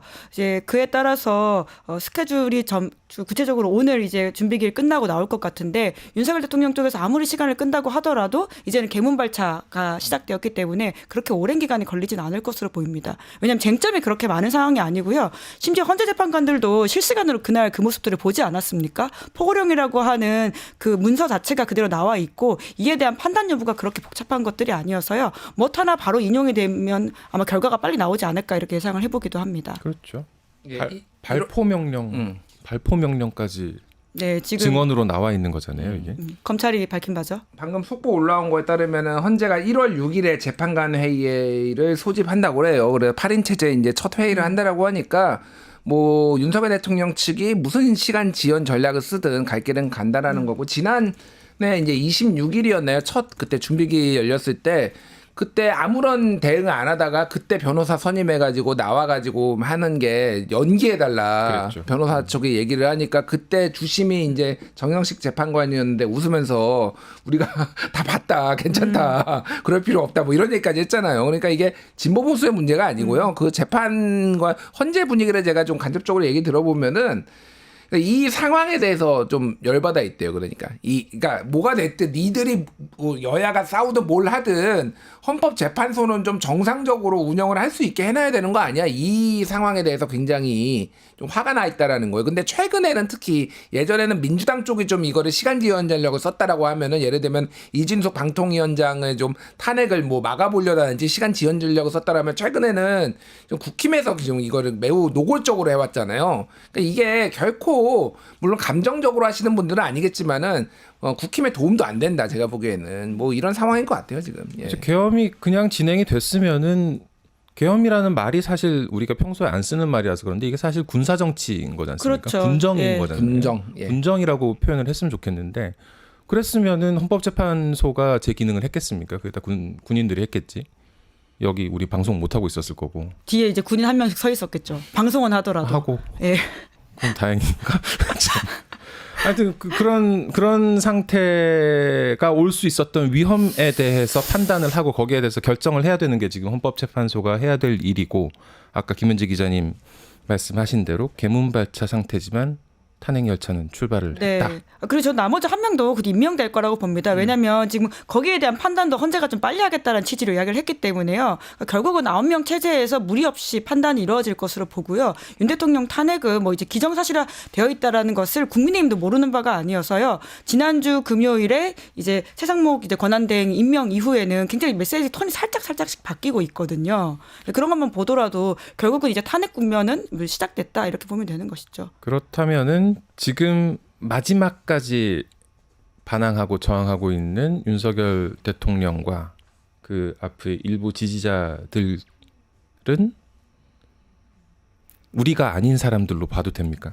윤석열 대통령이 이제 그제 이제 편지에 그렇게 써놨지 않습니까? 우리 좀 더 힘내봅시다라는 식의 이야기였는데요. 저는 사실 그 전체 편지에서 가장 좀 충격적이었던 게 우리라고 하는 표현이긴 했거든요. 그러니까 국민의힘도 배제하고 오로지 관저 앞에 모인 소수의 인원만이 우리로서 어떤 지금의 어떤 법 질서를 싸우자라고 하는 식의 이야기인 것인데 정말 죄송하지만 저희 현장 가 있는 기자들 이야기 들어보면 300~400명 정도 계십니다. 어제는 100명 이하의 분들이 계셨다고 알고 있고요. 지금도 뭐 조금 더 늘어났을 수 있겠지만 아침에 갔던 기자 이야기 들어보면 300~400 정도라고 들었는데 그러니까 그 굉장히 과대대표된 이야기를 우리가 접하고 있는 것이고요. 잘 관리해서 넘어가면 충분하게 그 이야기들은 뭐라고 할까요? 그러니까 배제시키고 탈락시킬 수 있는 우리 사회의 극우적 목소리라고 봅니다. 제가 좀 전에 이야기를 하다가 윤석열 대통령이라고 했다가 혼이 나고 있습니다. 아, 예. 뭐 대통령 댓글에서 혼이 나고 있고. 네, 뭐 아직은 아직은 저는 네. 대통령이라고 불러요. 그래도 예. 뭐 공식적으로 파면되기 전까지는 대통령이 맞고 그 아까 편지 말씀하셨는데 거기에 보면은 저는 이게 눈에 띄었던 게 하나가 국가나 당이 주인이 아니라 국민 하나하나가 이 얘기를 이제 뭐 주인인 뭐 자유민주주의는 뭐 이런 얘기 했잖아요. 그러니까 국가하고 당도 못 믿겠다라는 거예요. 그러니까 진짜 남은 거는 본인들이 지칭하기엔 애국시민이라고 하는 아스팔트 우파 이 한 줌의 이 사람들만 나는 믿겠다라는 거거든요. 근데 이게 이 민주공화정의 시민이 아니라 왕정의 신민들은 왕께서 나를 쳐다보셨다라는 거 하나만으로도 굉장히 예.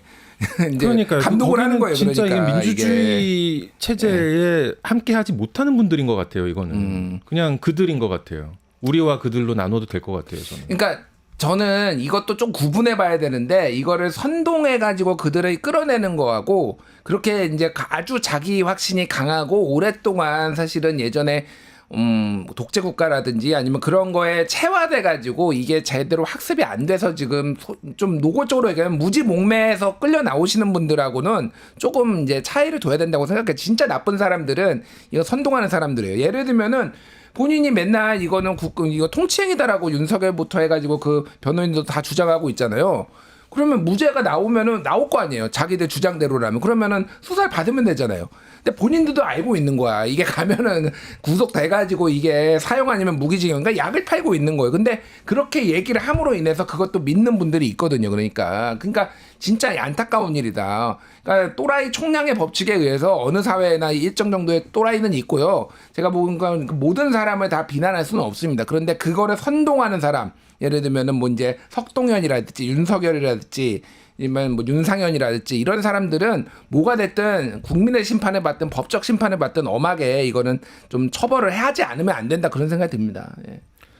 마지막으로 최상목 권한대행이 쌍특검 거부권 행사를 했었는데 뭐 재표결 들어가겠죠 이것도. 근데 어떻게 될지 전망을 좀 해주실 수 있을까요? 네, 민주당에서 속도를 내겠다고 했기 때문에 재의결이 곧 될 것으로 보이는데 내란 특검 같은 경우에는 이제 탄핵 연대가 그대로 유지된다면 통과될 가능성이 있지 않을까라고 좀 희망의 기대를 걸어보고요. 김건희 특검법은 좀 어려워 보이는 상황이긴 합니다. 보수 정치인 다수가 다칠 수 있다라고 하는 불안감들을 국민의힘이 가지고 있어서 아직도 예, 그런 상황이죠. 그러네요. 그러면 김건희 특검이 구성이 되지 않으면 윤석열 씨가 체포돼서 가고 나면 김건희 씨는 어떻게 되나요?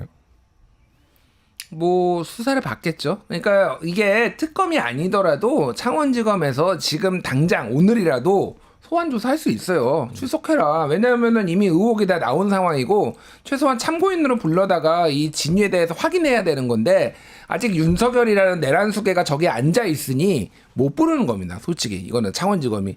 근데 그래서 중요한 거예요. 빨리 윤석열을 잡아넣고 그러면은 이게 검찰이라는 조직을 우리가 다 알잖아요. 권력이 딱 넘어간 것 같다 그러면 들깨처럼 묻어서 뜰거든요. 그러니까 검찰이 이미 캐비넷에서 지금 하나씩 꺼내고 있을 거 아닙니까? 건진도 그러니까 갑자기 2018년 거로 갑자기 지금 체포해가지고 지금 폰부터 확보한 거잖아요. 지금. 그러니까 그렇게 흘러갈 거를 뻔히 알고 있을 거예요. 그래서 김건희도 이제 도이치모터스 주가 조작도 뭐 검찰에서 못하니까 안 했으니까 이거는 사실은 특검으로 가야 되지만은 검찰이 못할 것도 없습니다. 사실 이거는 다시 한번 그 재심 요청했잖아요 지금. 그래서 재항고 요청해서 거기서 검토해가지고 서울고검에서 다시 한번 수사 재개 요청을 할 수도 있는 거고 지시를 할 수도 있는 거고 여러 가지 루트가 있어요. 그래서 제가 가장 핵심으로 보는 거는 다만 계엄에 대해서 김건희가 개입을 했느냐 안 했느냐.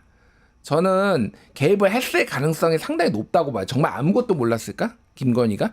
그리고 이게 도이치모터 그러니까 김건희 특검 때문에 직전에 이게 벌어진 일이다라는 분석도 굉장히 많잖아요. 여러 가지 이제 이 계엄을 비상계엄을 하게 된 배경에 대해서 분석들이 있는데 김건희가 이거를 개입을 정말 안 했을까? 근데 이게 개입이 된 게 확인이 되면은요 형량이 달라지죠 완전히. 그거는 이제 거기도 내란죄 아닌가요? 내란죄예요. 그러니까 내란죄를 적용할 수 있느냐 없느냐 여기를 이제 수사를 해야 될 필요가 있는 것 같아요. 제가 보기에는. 예. 잘 알겠습니다. 자, 이것으로 이번 순서 잠깐 마치도록 하고요. 지금까지 함께해 주신 김준일 시사평론가 그리고 시사인 김은지 기자님 감사합니다. 고맙습니다. 잠시 뒤에 다시 뵙겠습니다. 감사합니다.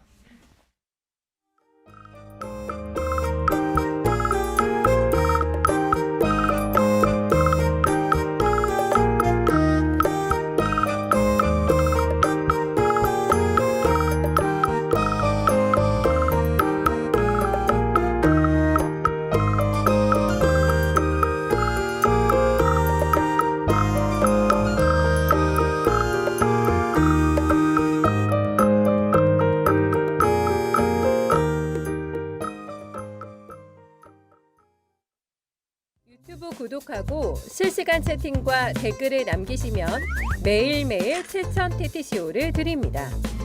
참여 방법은 통통물 어플을 다운로드하고 회원가입과 로그인을 해주세요. 마이페이지에서 나의 회원 고유 번호를 복사해주세요. 유튜브 구독 후 실시간 채팅이나 댓글창에 고유 번호를 한 번만 입력하면 준비 끝! 지금 유튜브 채팅과 댓글 쓰기 참여하고 7,000TTCO 받아가세요. 팟 증권 통팟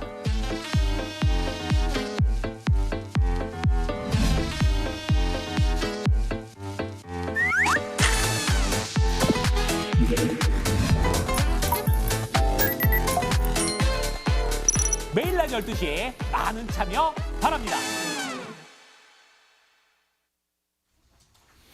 네, 뉴스토마토 뉴스 특보 이어가도록 하겠습니다. 이번 순서는 신인규 변호사 그리고 뉴스토마토의 황방열 선임 기자님 모셨습니다. 어서 오세요. 안녕하십니까. 네, 안녕하세요. 네, 뉴스토마토 저희 오늘 뉴스 특보를 7시부터 진행을 하고 있는데요. 지금 거의 5시간이 돼가는데 수사관들이 관저에 대충 들어간 게 한 8시 2분쯤이었고 그 전에 이제 공수처에서 출발한 건 한 6시 14분이었다고 나오죠. 그런데 지금 시간이 이렇게 많이 지났는데 5시간이 다 돼가는데 아직 어떤 진전이 있는지 명확하게 알려지지 않고 있는 상황입니다. 지금 어떤 상황인지 좀 말씀해 주실 수 있으실까요? 황 기자님. 예, 지금 진행자 말씀하신 대로 아침 8시경부터 이제 관저 진입을 시도했는데 그 윤석열 씨 지지자들 외곽에 있는 지지자들은 이제 뚫었고 그 다음에 관저 입구까지는 이제 갔고 그래서 그 박종준 경호처장한테 체포영장을 제시했는데 거기서부터 이제 경호처에서 완강하게 막고 있어서 일종의 농성전, 공성전 이런 걸 벌이는 형국으로 이제 장기 대치 국면으로 가고 있는 상황이다. 이런 상황입니다. 누구랑 누가 대치를 하는 겁니까, 그러면? 공수처 수사관들과 경호처 직원들. 그렇습니다. 다 공무원들입니다. 우리나라를 위해서, 우리 정부를 위해서 일하고 있는 우리 공무원들끼리 이렇게 된 거는 순전히 윤석열 씨 때문인데 이건 뭐 내분을 조장하고 더 나아가서는 만약에 이게 더 심각해진다면 내란을 조장하는 그런 혐의까지 생기는 거 아닌가요? 근데 지금 윤석열 내란 수계 피의자가 현직 대통령 신분이거든요. 우리 대통령은 우리 헌법 69조에 따라서 나는 헌법을 준수하고 라고 선서하고서 들어가는 것이고요. 또 대통령은 국민통합의 제1책무가 있는 그런 직책입니다. 근데 본인의 지위를 망각하고 뭐 그랬으니까 내란죄를 저질렀겠습니다마는 그래도 끝까지 본인의 잘못을 깨닫지 않을 뿐만 아니라 경호처라고 하는 공조직을 본인의 영장 집행을, 그것도 법원이 정당하게 발부한 영장을 막는 도구로 쓴다라는 것은 윤석열이라는 이 지금 내란숙의 혐의 피의자가 얼마나 기본적인 양식조차도 없는 사람인지를 만천하에 드러내고 있다. 그래서 저는 지금 대한민국 국민들께서도 이런 자에게 대한민국의 지난 2년 6개월을 맡겼던 것인가? 라는 실망감도 있으시겠지만은 전 세계가 지금 보고 있는데 참 이런 민주주의 국가의 가장 기본 원칙이라고 하는 법치주의, 그리고 우리 헌법의 삼권 분립의 정신이 완전히 붕괴되는 것이 너무 처참합니다. 근데 대선 후보 TV 토론 때 네. 손바닥에 왕자 쓰고 나오는 사람이었잖아요. 썼었죠. 네. 그런 사람한테 참 기대를 했던 게 참 후회스럽고 안타깝고 그렇습니다.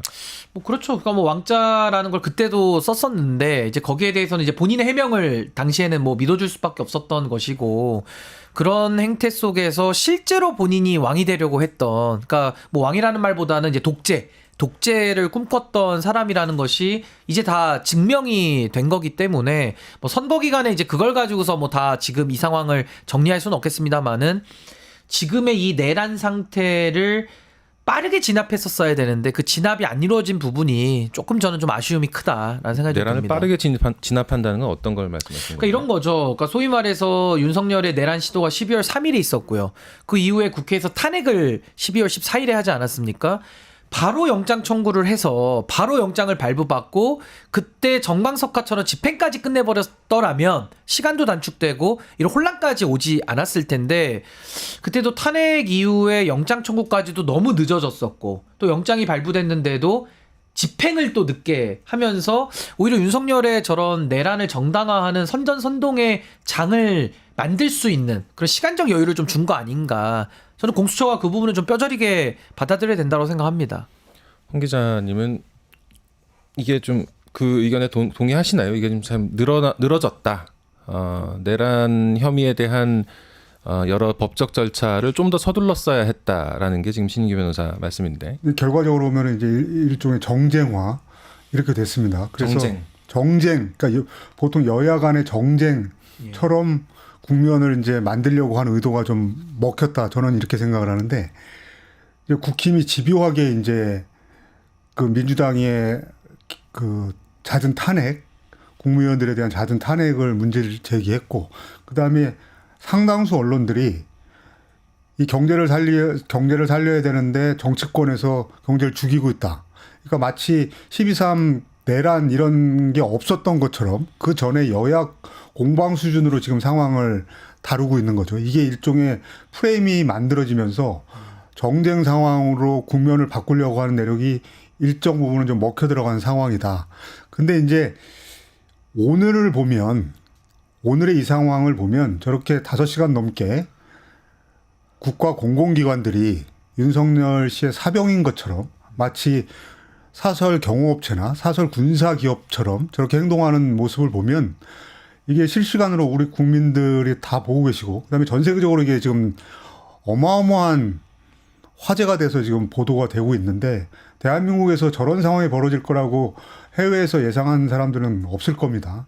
이게 그렇게 정쟁화하는 것의 실체, 정쟁이라고 주장하는 것의 실체가 무엇인지 굉장히 오늘 상황을 보면 그런 정쟁 프레임에 상당히 파열을 내는 상황이 지금 진행되고 있다, 이렇게 생각을 할 수 있을 것 같습니다. 정쟁을 할 일이 아니지 않습니까? 이건 지금 민주주의가 요구하는 원칙들을 지킬 것이냐 말 것이냐의 문제. 아까 신인규 변호사님도 강조하신 삼권 분립의 문제. 여러 가지 민주주의가 우리한테 전제로 요구하는 여러 질서들을 지킬 것이냐 말 것이냐의 문제에서 계속 그게 아닌 쪽을 택하는 사람들에게 민주주의의 잣대로 선을 그어주고 어떻게 할 것을 요구하는 그런 합법적인 법 집행에 대해서 지금 반발하고 있는 그런 과정이기 때문에 이건 민주주의와 민주주의 아닌 사람들의 싸움처럼 지금 돼가고 있는 것 같습니다. 소위 말해서 헌법을 수호할 것이냐 아니면 헌법 붕괴를 놔둘 것이냐, 그러니까 내란을 진압할 것이냐 말 것이냐. 우리가 뭐 복싱 경기에서도 복싱의 룰이 있지 않습니까? 위험한 운동이다 보니까 글러브를 껴야 되고 어디 정해진 부위만 타격하게 되어 있는 건데 어떤 사람이 갑자기 둔기를 들고 복싱장에 올라와서 나는 복싱 경기를 둔기 들고 해보겠다. 그럼 그거는 링에서 영구 제명을 시켜야 되는 거거든요. 그러니까 그런 것과 마찬가지로 우리 헌법이라는 것이 제정이 돼서 지금까지 여러 차례 개정이 되어 왔고 우리가 지금 6공화국 말미에 이제 7공화국을 넘어가자 이런 얘기하고 있는 상황 속에서 아직도 공화국의 정신을 이해하지 못하는 어떤 특정인에 대해 마치 아까 뭐 왕이라는 표현도 하셨습니다만은 독재를 꿈꾸는 그 독재 질서 속에서 대한민국의 민주공화국이라고 하는 헌법 1조의 1항에 그 원칙까지도 서슴지 않고 부정하는 세력들 그걸 이제 뭐 내란 세력으로 우리가 지금 경험을 하고 있는 건데 그자들의 준동과 선전선동이 너무 지금 심해지고 있다. 그러면서 지금 영장 집행까지 경호처가 동원돼서 막는 이런 지경까지 온 거기 때문에 저는 지금이라도 공수처가 기동대 몇 명 가지고 저거 정리 안 됩니다. 제가 볼 때는. 저는 서울청에다가 요청을 해서 물론 경찰청 차장이 결정 내려야 되겠습니다만은 전 경찰 특공대를 가장 강력하게 전 투입을 좀 해야 된다고 생각이 들고 당연히 유혈 사태 나면 안 되죠. 그건 당연히 누가 물어내도 그건 당연히 동의한 사람이 없는 건데 가장 압도적인 무력을 보여야 전 경호처가 저 경을 푼다고 봅니다. 저렇게 대치만 해가지고는 집행이 안 돼요. 그럼 저렇게 해서 공권력이 땅에 떨어지고 영장이 집행되지 않는 나라를 만든다? 와, 그러면 그건 민주공화국 하지 말자는 얘기인데요. 상권분립을 이제 앞으로는 지키지 말자는 얘기이기 때문에 이거는 매우 안 좋은 선례를 남길 수 있다. 전 그렇게 봅니다. 그렇긴 한데 또 경호처도 중화기를 보유하고 있는 아주 강력한 무장 집단이고 그렇기 때문에 유혈 사태에 대한 우려가 계속 컸던 게 사실이죠. 근데 그 차이는 있죠. 경호처도 확인은 갖고 있지만 더 압도적인 경찰 특공대가 들어간다라는 거는 이제 전력의 비교 우위라는 게 있는 것이고 경찰 특공대도 무력 쓰려고 들어가는 게 아니거든요. 보여주는 겁니다. 보여주려고 들어가는 것이고 영장의 집행을 원활하게 하기 위해서 막힌 혀를 뚫기 위해서 보여주자는 거지. 생각해 보십시오. 그 군 장성들 수도방위 사령관, 특전사령관 다 그 사람들도 경호처가 가진 무력보다 더 큰 무력을 동원할 수 있는 지위에 있던 사람들인데 법원의 영장에 다 순응해서 다 집행이 끝났습니다. 그러니까 제가 얘기하고 싶은 거는 경호처의 그 공무원들이 그 화기는 갖고 있지만 그 화기를 가지고 본인이 윤석열 하나 지키겠다고 그 화기를 쓴다? 이 굉장히 비이성적이거든요. 그러니까 윤석열은 지금 상당히 이성을 잃은 상태지만은 저는 그 아래에 있는 경호 공무원들은 그렇게까지 상태가 안 좋지는 않을 것이다 라는 믿음과 확신 속에서 저는 경호특공대가 이제는 투입이 되는 것을 전 검토해볼 시점 아닌가라는 생각이 듭니다. 그렇죠. 민주주의의 반대말은 공산주의 사회주의가 아니고 독재죠. 민주주의의 반대말은 독재 왕정입니다. 공화국의 적이죠. 경호처 직원분들도 민주주의 국가의 시민들이고 그렇기 때문에 독재나 왕정에 복무하는 그런 행태를 보이지 않으실 거라고 믿어야 할 것 같습니다. 근데 이렇게 보시면 어떨까요? 집에 강도가 칼 들고 들어왔는데 좋은 말로 설득하고 내보내거나 대치하면서 그걸 풀 방법이 있을까요? 집에 강도가 들어오면 원튼 안 원튼 들어온 거거든요. 그럼 그때부터는 강도는 진압할 수밖에 없는 거예요. 경찰을 부르든 특공대를 부르든 아니면 본인이 무슨 정당방위든 자력구제를 하든 뭔가 진압이 돼야 강도가 처리가 끝나는 거지. 집에 강도가 원치 않게 들어왔는데 그 강도를 좋게 설득해서 타협해서 내지는 좋은 방식으로 민주적으로 내보낼 방법이 있습니까? 압도적인 무력차를 압도적인 무력으로 보여야 이건 한다. 보여줘서 제압을 하는 수밖에 없다. 전 그렇게 봅니다. 압도적인 무력 차이가 일시적이지만 어쨌든 평화를 가져오는 것도 사실이죠. 지금 내란 세력이에요. 내란 세력을 진압하는 데에는 저는 그 방법 말고는 뭐 떠오르는 방법이 없습니다. 제가 볼 때는. 황방영 기자님, 이번 내란 사건이 지금 진행되는 와중에 그 작년에 있었던 드론 사건이 어쨌든 이 내란 과정과 관련이 있다라는 보도가 지금 계속 나오고 있습니다. 이건 좀 어떻게 봐야 될까요? 그거는 굉장히 개연성이 있는 거죠. 그때부터 이제 사실 의심들이 있었습니다. 네. 작년 10월에 그 평양에 북한 조선노동당 중앙당사 김정은 집무실이 있는 그 건물 상공에 무인기가 나타난 겁니다. 이제 북한은 김정은 그 역대 수령들을 최고 존엄이라고 그래서 그러니까 사실상의 왕으로 대우하는 그런 사회인데 그 집무실 상공에 평양에 이제 무인기가 나타났고 그 다음에 그때부터 이제 북한이 이게 남쪽에서 보낸 거다 이런 주장을 했었습니다. 했었죠. 그런데 당연히 이제 그때 김용현 국방장관은 처음에는 아니라고 했다가. 아니라고 했다가 그 다음에 이제 확인할 수 없다 이런 식으로 바꿨습니다. 네. 근데 이 부분이 내란 좀 진압되면서 바로 제기가 됐고 그 다음에 이어서 그 북한 오물풍선에 대한 원점 타격을 김용현 장관이 지시를 했는데 김명수 합참의장 등 합참 지휘부에서 거부해서 이게 안 됐다. 이런 얘기가 이미 이제 제기가 된 바 있습니다. 그것에 대한 특히 이제 그 평양 무인기 사건에 대해서 안보실에서 국방부를 제치고 직접 들어온 사람으로 지시했다라는 그 내부 증언을 부승찬 의원이 확보했다. 이제 이런 내용인 겁니다. 그랬었죠. 사건의 얼개는. 근데 이제 평양 무인기 사건 터졌을 때부터 의심이 됐는 거고 그게 이제 지금 확인돼 나가는 과정이기 때문에 이제 이게 사실로 밝혀지면 뭐 윤석열 씨가 내란죄에 이어서 외환죄로 확정된다. 이런 부분뿐만이 아니고 이거는 남북 관계 지금 먼저 사실 파탄 상태이긴 하지만 남북 관계에 향후 미치는 영향, 그 다음에 그 정정 관리를 책임지고 있는 사실상의 미국 정정 관리를 책임지고 있는 미국과의 문제, 그리고 이제 국제적으로 한국이 어떤 정부인가에 대한 그러니까 우리가 이제 민주주의 정치를 기반으로 해서 국제사회에서는 북한에 대해서 그 민주주의 가치라는 명분에서 북한을 압도해 왔는데 이게 국내 정치 세력의 어떤 정치적 목적으로 남북 관계를 이용했다. 그것 더군다나 군사적인 충돌을 유도하기 위해서 저런 행동을 했다. 저런 짓을 했다라는 게 이제 공인된다라고 하면 한국이 가지고 있는 지금까지 쌓아온 국제적인 신뢰도 이런 부분에 아주 엄청난 타격이 간다. 그러니까 이런 문제는 정말 정부를 막론하고 어느 정부냐의 차원이 문제가 아니고 이거는 아주 작은 부분까지 샅샅이 다 파악해야 될 문제입니다. 이게 시간이 꽤 걸리나요? 이런 그 전체 전모를 파악하려면은 얼마나 그렇지 않을 겁니다. 이게 이제 정권이 완전히 바뀌게 된 다음에 새 정부가 출범하게 되면 이 부분은 관련자들이 지금 남아 있고 그다음에 실제로 만약에 얼마 전에 드론사령부에서 화재가 난 것이 이 증거물을 전단통이라든가 이 증거물을 없애기 위한 것이었다라고 하면 지금 현재 관련자들이 다 군내에 있고 그다음에 사건 발생한 게 10월이기 때문에 지금 얼마 안 됐습니다. 그래서 이걸 밝혀내는 작업은 그렇게 어렵지 않을 겁니다. 오히려 문제는 이게 대부분의 다 군사기밀이기 때문에 이걸 새로운 정부가 출범한 다음에 이걸 어디까지 밝혀야 되느냐가 고민이 될 수 있는 오히려 그런 사안일 수도 있습니다. 하지만 해야죠. 다 밝혀내야 되는 거 아닌가요? 이건 뭐 이제 당위론의 영역으로는 그런데 실제로 어느 정도 공개해야 그렇게 되는가 되면 우리의 전력을 다 공개하고 이렇게 뭐 되는 등등의 문제들이 있을 문제가 수 있겠군요. 있습니다. 잘 알겠습니다.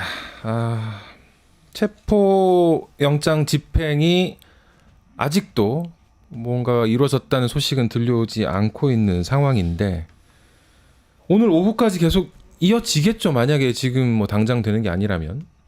지금 뭐 일단 대치 상태를 풀 방법은 없는 거죠. 서로 뭐 평행선에 주장을 하고 있는데 그 자체가 사실은 민주공화국에 원래 맞지 않는 걸 가지고 지금 논쟁을 하고 있는 거거든요. 그래서 전 여기에 대해서는 더 이상의 대화의 의미는 무의미하다라는 생각이 들고 압도적인 무력. 저는 아니 영장을 그럼 집행을 할 것이냐 안 할 것이냐만 우리가 고민해서 답을 해야 되는 것이고 아마 대한민국 국민들 누구를 붙잡고 물어보시더라도 영장 집행해야 된다라는 의견이 당연히 100%죠. 그걸 어떻게 타협합니까? 그럼 영장을 집행할 수 있는 실질적인 물리적인 해결 방안 이걸 마련을 해야죠. 근데 거기에 대해서 당연히 유혈 사태는 우리가 일어나서는 안 되기 때문에 그걸 최대한 우리가 막는 조치를 하면서 최대전 압도적 무력을 가지고 저는 이건 진압해야 된다. 이거를 뭐 설득해가지고 불 끄는 방법 있습니까? 소화기 갖고 와서 뿌려서 진화를 하는 것이지 내란을 좋게 설득하고 얼레가지고 내란범을 물리친다? 저는 그 자체가 좀 어불성설 아닌가라는 생각이 듭니다. 저는 지금 오늘 상황을 보면 지금 들어온 속보 잠시 네. 알려드리면 공수처와 경호처가 계속 대치를 하고 있는데 만약에 그 경호처에서 거세게 저항을 하면은 특수공무 집행 방해로 체포를 할 수 있다라는 얘기가 있었지만 아직 공무집행 방해로 체포가 이루어진 사례는 아직 없다는 속보가 올라왔습니다. 네, 말씀해 주시죠. 우리가 이제 수사적으로 현재 내란이 진압되지 않고 진행 중이다 이런 표현을 수사적으로 많이 써왔는데 오늘 상황에서 이게 아주 적나라하게 확인되고 있다 이런 생각을 합니다. 수사가 아니라 현실이란 말씀이시죠? 네, 그렇습니다. 지금 내란이 진행되고 있는 겁니다. 그러니까 내란이라는 거를 좀 다르게 표현하면 권력이 두 개라는 거거든요. 지금 이중 권력 상황이 해소되지 않고 있는 겁니다. 적법하게 법원에서 발부한 국가기관의 체포영장이 다른 국가기관들을 통해서 그것도 물리력으로 집행이 되지 않고 있는 상황이지 않습니까? 그렇죠. 근데 곳곳에서 지금 한쪽 권력이 공권력을 행사하는 거를 해태하고 있는 상황들이 계속 나타나고 있습니다. 지금 대표적으로 최상목 권한대행이 오늘 입장을 이렇게 냈습니다. 관계 기관들이 법과 원칙에 따라 적절히 협의에 처리되기를 바란다. 자기 개입하지 않겠다는 겁니다. 그러니까 공권력을 행사해야 될 때 행사하지 않고 해태하고 있는 겁니다. 그다음에 지금 저 한남동 관저에서 군병력들이 나타났다고 하는데 이 사람들이 공수처의 체포영장 집행을 막고 있다고 그러는데 지금 경호처가 작전 통제하는 부대가 한 3군데 정도 있습니다. 경호처가 직접 작전 통제하는 부대. 군부대를 통제하고 있다는 거죠. 그런 거죠.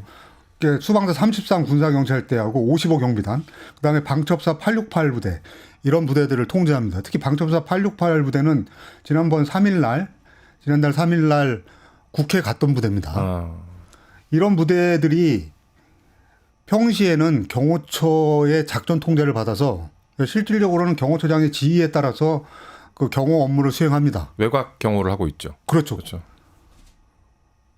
근데 이 부대들도 지금 방첩사도 직무대행 체제로 들어갔고 수방사도 직무대행 체제로 들어갔습니다. 이진우 수방사령관하고 여인영 그렇죠. 예. 방첩사령관이 직무정지되고 다 구속됐기 때문에 네. 직무대행 체제로 들어갔습니다. 이 사령관 직무대행들이 파견 지시를 해제하면 됩니다. 복귀해라. 작전 통제를 해제한다. 그런 식으로 해서 가지를 쳐줘야 됩니다. 그러니까 그런데 그런 지시가 지금 먹혀들고 있지 않은 상황인 것 같아요. 대표적으로 경호처장, 박종준 경호처장 문제가 심각하게 제기되고 있는데 지금 대통령 비서실에서는 대통령 비서실이 경호처에 대한 지휘권을 갖고 있지 않다 이런 식으로 빠져나가 버립니다. 그럼 뭡니까 이게 이제? 아니 이게 정말 최상목 권한대행 얘기가 정말 심각한 얘기인 게 이게 군 통수권자거든요 지금.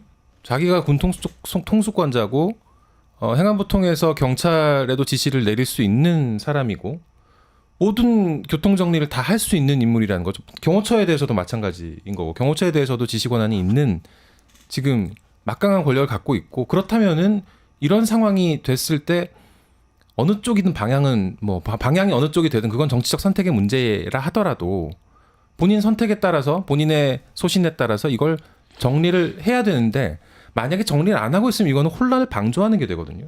군은 군대로, 경찰은 경찰대로, 경호처는 경호처대로. 지금 어떻게 해야 되는 상황인지에 대해서 본인이 정리를 해야 되는데 지금 관계기관끼리 알아서 해라. 이런 입장을 냈다는 거는 실망스럽다 못해서 정말 분노를 일으키게 하는 그런 입장인 것 같습니다. 아직 보도가 엇갈리고 있어서 아직 팩트가 정확히 확인되고 있지 않습니다만 예를 들어서 아까 오전에 이제 경호처 소속으로 보이는 장갑차가 등장했습니다.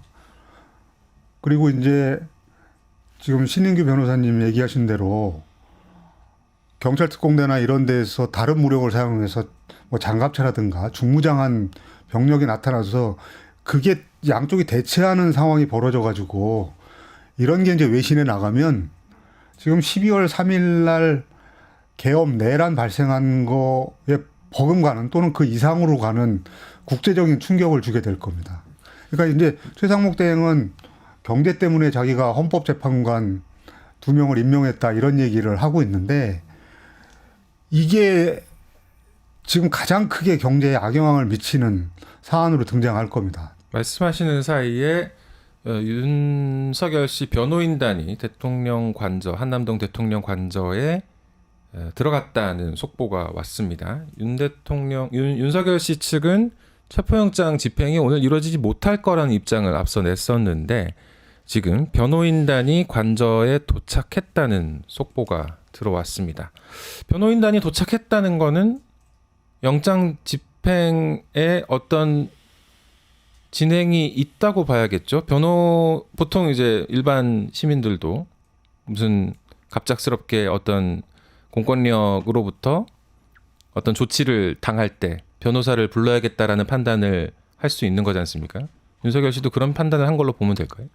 뭐 아침에는 윤상현 의원이 들어갔다가 뭐 지금 나왔는지는 모르겠습니다만은 들어갔다고 했고 이제 장외 투쟁용이겠죠. 그리고 이제 법률적인 여러 가지 좀 조치를 해야겠다라는 이제 그 위기감 속에 이제 변호인단이 들어간 것 같은데 저는 지난 123 그 12.3 내란의 사태도 우리 국민들이 가가지고 다 제압하지 않았습니까? 그때도 뭐 실탄이 없었던 게 아닙니다. 굉장히 위험천만했어요.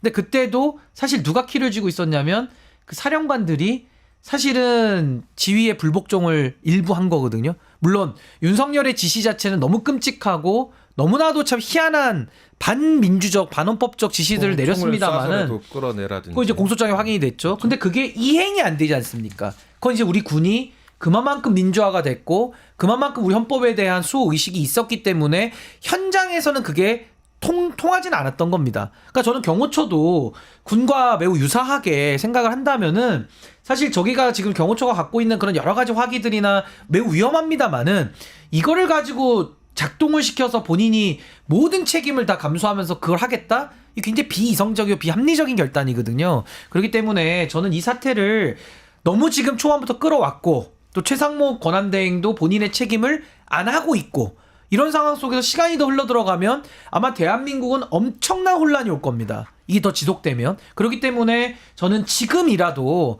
빠르게 경찰이 협조를 해서 전 경찰특공대 정도가 들어가면 저는 지금 경호원들 그래봤자 그 근접 경호하고 있는 한 100명도 안 될 겁니다. 그 경호처가 한 500명에서 700명 정도 된다고 하는데 근접 경호하는 사람들 한 몇십 명일 거예요. 거기 정도는 저는 그것도 제한 못하면은 대한민국 경찰특공대는 없어져야죠. 그 특공대를 왜 월급 줍니까 그러면. 그래서 저는 이거는 빠르게 정리를 해야 될 부분 아닌가. 전 최상목 권한대행에 대해서도 별로 기대할 건 없다고 봅니다. 그렇다고 뭐 저자를 지금 당장 뭐 탄핵을 하고 이럴 건 또 아니기 때문에 전 공수처 차원과 경찰 차원에서 정당한 법 집행인 거거든요. 전 정당한 법 집행을 위한 가용 가능한 모든 수단을 지금은 다 써야 된다. 많이 늦었지만 지금이라도 해야 된다고 봅니다. 경호처 미국에서는 시크릿 서비스라고 부르죠. 우리나라에서도 시큐리티 서비스라고 부르는데 정말 비밀리에 작전을 하고 현직 대통령뿐만이 아니라 전직 대통령과 가족에도 경호 예우를 할 때 이 경호처가 일을 합니다. 경호처가 하는 일이 많아요.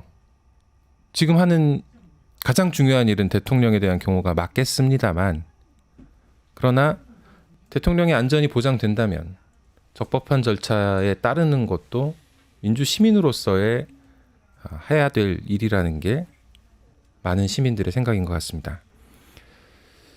윤석열 씨 체포 과정으로 지금 대치가 되고 있는 상황에도 최상목 권한대행이 본인 할 일을 하지 않고 있다는 데 대해서는 좀 전에 황방열 기자님한테 설명을 좀 들은 바 있습니다. 자, 이후 절차를 조금 먼저 살펴보죠. 아직 체포가 이루어지진 않았습니다만 만약에 체포가 이루어지면 그 다음은 어떻게 되는 겁니까? 우선은 법상으로는 체포영장이 1월 6일까지 유효하니까 당연히 이제 오늘 중 내지는 1월 6일까지는 집행이 돼야만 되는 것이고 그렇게 해서 신병을 확보해서 인신 구속이 되면요. 이제 그 공수처에 가서 이제 24시간 그러니까 이틀이니까 48시간입니다. 이틀 동안 48시간 동안에 이제 초동 수사를 받고요. 그 이후에 공수처에서는 바로 구속영장 청구를 할 겁니다. 그래서 체포영장과 구속영장이 구별되는 개념인데 그렇게 해서 구속영장이 전 또 발부가 거의 100% 된다고 봅니다. 그렇게 되면 체포 기간부터 구속 기간 다 합치면 22일 정도 나오는데 그 기간 안에 당연히 이제 기소가 유력시 되고 그렇게 돼서 오늘도 그 사령관들 곽종근 뭐 다 지금 구속 기소됐거든요. 그러니까 그 박안수 계엄사령관도 그렇고요. 윤석열 내란 수계 혐의자도 뭐 기소는 당연한 것이고 그래서 아마 구속 상태에서 재판을 계속 받지 않을까 좀 그렇게 봅니다. 그래서 체포가 되면 그 다음부터는 그렇게 어려울 건 없습니다. 파면도 거의 나오는 거고 전 지금이 가장 이제 마지막 분기점 아닌가 그 생각이 듭니다. 체포가 오늘 되면 오늘이 이제 1일이 되는 거죠. 그렇죠. 오늘을 1일로 기산해서 48시간 동안 네, 체포 오늘부터 영장이 유효합니다. 네, 48시간 동안 체포를 할 수 있는 거고 그다음에 이제 구속영장을 청구를 그 사이에 영장을 청구해서 하겠죠. 근데 지금 이 사안은 서울 서부지법에서 체포영장 발부했는데 그 재판 그 영장 담당 판사가 굉장히 꼼꼼하게 33시간을 검토를 했고 형사소송법 조항까지 넣어놓으면서까지 체포의 당위성을 이미 설명을 해놨거든요. 이거 가지고도 자꾸 시비를 거는 사람들이 있는데 아니 왜 서부지법이냐 말하면서 아니, 그것도 그렇고 왜 법률 해석을 왜 판사가 하냐 이러는데 이거는요 왜 앵커 보고 방송 진행하냐는 거랑 똑같은 질문이에요. 아니 헌법 해석을 헌법재판소가 하고 법률과 시행령에 대한 해석과 적용을 사법부가 하라고 우리는 헌법에서 상권분립 해놨는데 아니 요리사한테 가가지고 왜 당신은 요리를 합니까? 이렇게 물어보면 어떻게 대답합니까? 요리사니까 요리를 하죠. 그러니까 정말 저는 최근에 태어나서 가장 황당한 소리가 왜 판사가 법 해석을 하느냐? 아니, 법 해석 적용권을 가지고 있는 게 판사인데 그걸 판사한테 도전하면은 어떻게 하자는 얘기입니까? 그것도 법조인이라는 사람들이 그런 말 하고 있으니까 참 너무 한심한 거고 빠르게 저는 적법 절차 원칙대로 가는 길 말고는 이건 해결할 방법이 없는 겁니다. 권영세 국민의힘 비대위원장이 윤석열 씨는 도주나 증거인멸 우려가 없기 때문에 체포 안 해도 된다라는 얘기를 했나 봐요. 그건 체포가 아니라 구속 얘기 아닌가요? 아니 그러면은 그렇죠. 체포는 이제 소환불응일 때니까 그렇죠. 요건도 지금 까먹으신 네, 것 같고 권영세 이분도 검사 출신이신데? 출신인데 그렇게 법 해석을 하고 싶으면요. 지금도 경력법관 제도가 있습니다. 법관으로 지원해서 판사로 가시면 아마 시군법원에 배치될 거예요. 그 연세 때. 그러니까 그렇게 해서 법률 해석 적용권을 가지시고 그 말씀을 하셔야지. 아니 정치하시고 여당의 대표라는 분이 본인이 법에 대해서 왈가왈부한다? 그냥 당 일이나 좀 잘 하시기를 바랍니다. 정말로. 월권하지 마시고. 48시간 동안 체포를 할 수 있고 그동안 이제 공수처에서 조사를 하는 거죠. 인신 구속이 돼 그렇죠. 있으니까. 공수처에 지금 뭐 건물도 보안을 굉장히 강화한 상태고 조사하는 곳에는 아마도 상당히 공간을 많이 비워놓고 있는 그런 상태일 거라고 짐작은 됩니다. 그리고 권영세 대표는 검사 경력만 있는 것도 아니고 네. 안기부 경력도 3년이나 있는 분이에요. 그렇죠. 그래서 이 굉장히 점잖고 뭐 낮은 목소리 이렇게 나오지만 굉장히 이런저런 경험이 많은 분입니다. 그러니까 근데 지금 옛날 생각만 가지고 지금 접근을 하는 것 같아요. 근데 지금 국민의힘 역사로 보면 그 전신정당들 역사를 보면 차떼기당 이런 게 가장 심각한 오명으로 뒤집어 쓰고 있는데 지금 차떼기당한테 비할 일이 아닙니다. 차떼기당 때는 차떼기 할 때는 저 만남의 광장 이런 데서 돈 150억을 실어가지고 차떼기로 넘겨주고 막 이런 것들이 말로만 나왔지. 국회의원이 직접 운전해서 네. 왔다고. 그래서 차하고 키를 한꺼번에 넘겨주는 형태로 해서 돌을 전달했다 이렇게 나왔는데 이런 것들이 다 글로만 있지 영상이나 이런 자료가 없습니다. 그러니까 이미지가 약해요. 그냥 말로 차떼기당이고. 근데 지금 이 내란당이라고 하는 거는 이 시청각 자료가 너무 많습니다. 그러니까 윤상현 의원이 뭐 1년 지나면 다 까먹는다. 그럼 뭐 권성동 원내대표는 얼굴 두껍게 하고 다녀라. 그렇게 될 문제가 아닙니다. 그 시청각 자료가 정도가 다르다는 계속 쌓이고 있습니다. 오늘 이 장면, 오늘 한남동 관저 앞 장면들을 우리 국민들이 기억에서 잊어버릴 수 있겠습니까? 그러니까 이제 차떼기 당에서 이쯤 되면 이제 내란 잔당이 되는 겁니다. 내란 잔당. 그래서 저 내란 잔당들에 대해 가지고는 저는 뭐 반복되는 말씀입니다만은 설득과 타협으로 내란을 진압하는 방법 있으면 한번 얘기 좀 해보십시오. 그 있습니까?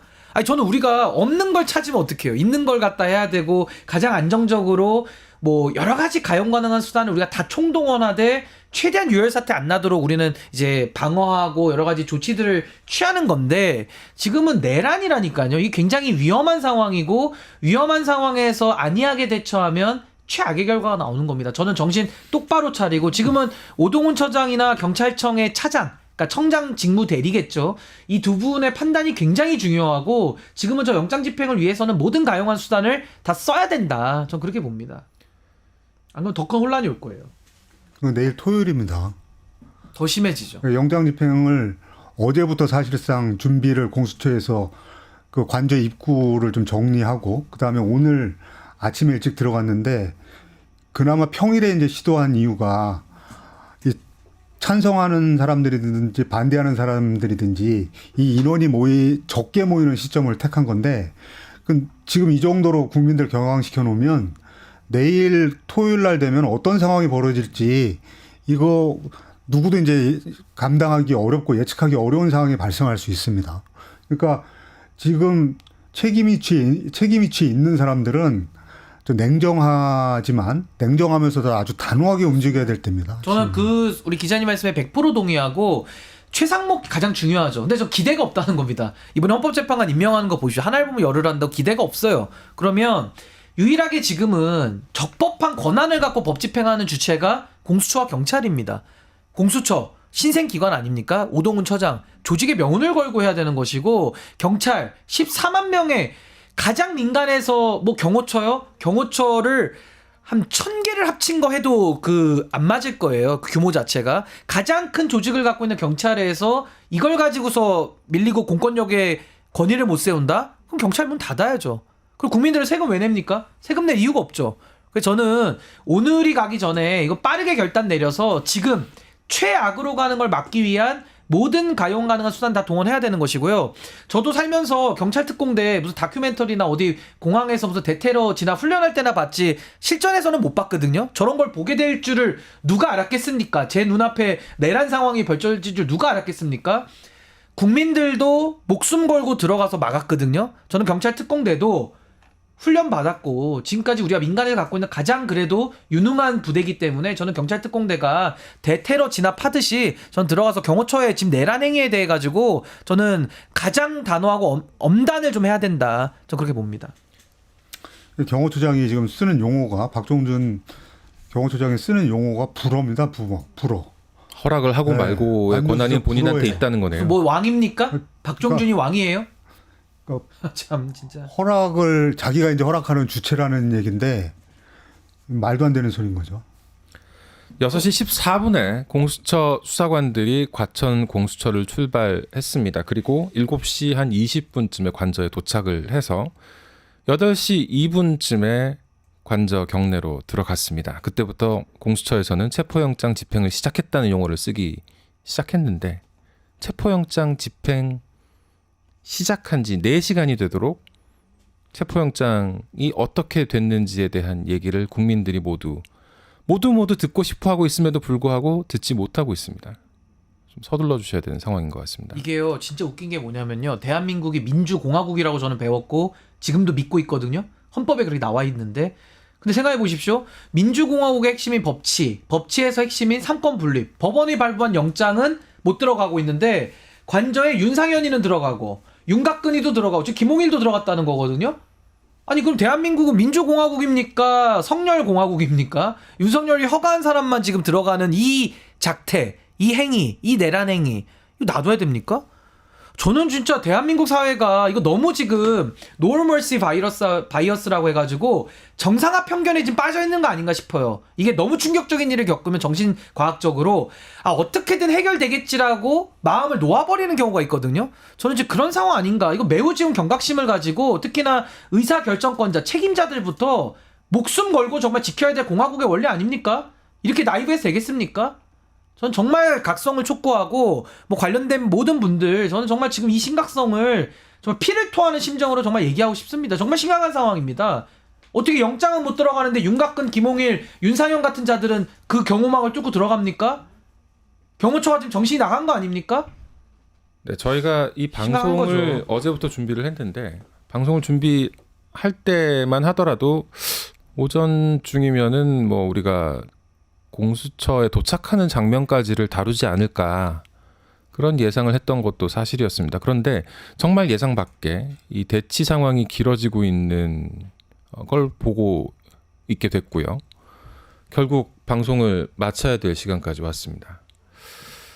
시청자 여러분들께 이 마지막 소식까지 전해드리지 못한 점 진심으로 사과드리고 계속해서 저희 뉴스토마토에서는 속보로 관련 소식을 전해드리도록 하겠습니다. 신인규 변호사님 그리고 뉴스토마토 황방열 선임기자님 오늘 함께해 주셔서 감사합니다. 자, 방송 여기서 마치겠습니다. 감사합니다. 네, 감사합니다. 감사합니다.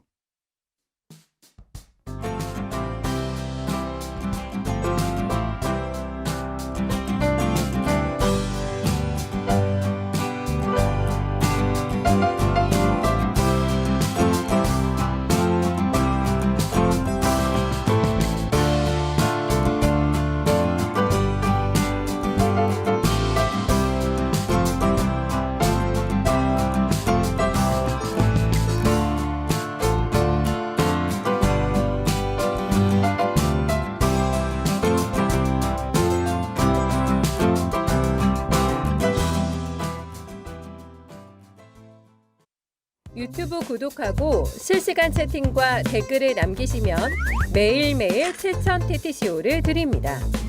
참여 방법은 통통물 어플을 다운로드하고 회원가입과 로그인을 해주세요. 마이페이지에서 나의 회원 고유 번호를 복사해주세요. 유튜브 구독 후 실시간 채팅이나 댓글창에 고유 번호를 한 번만 입력하면 준비 끝! 지금 유튜브 채팅과 댓글 쓰기 참여하고 7,000TTCO 받아가세요.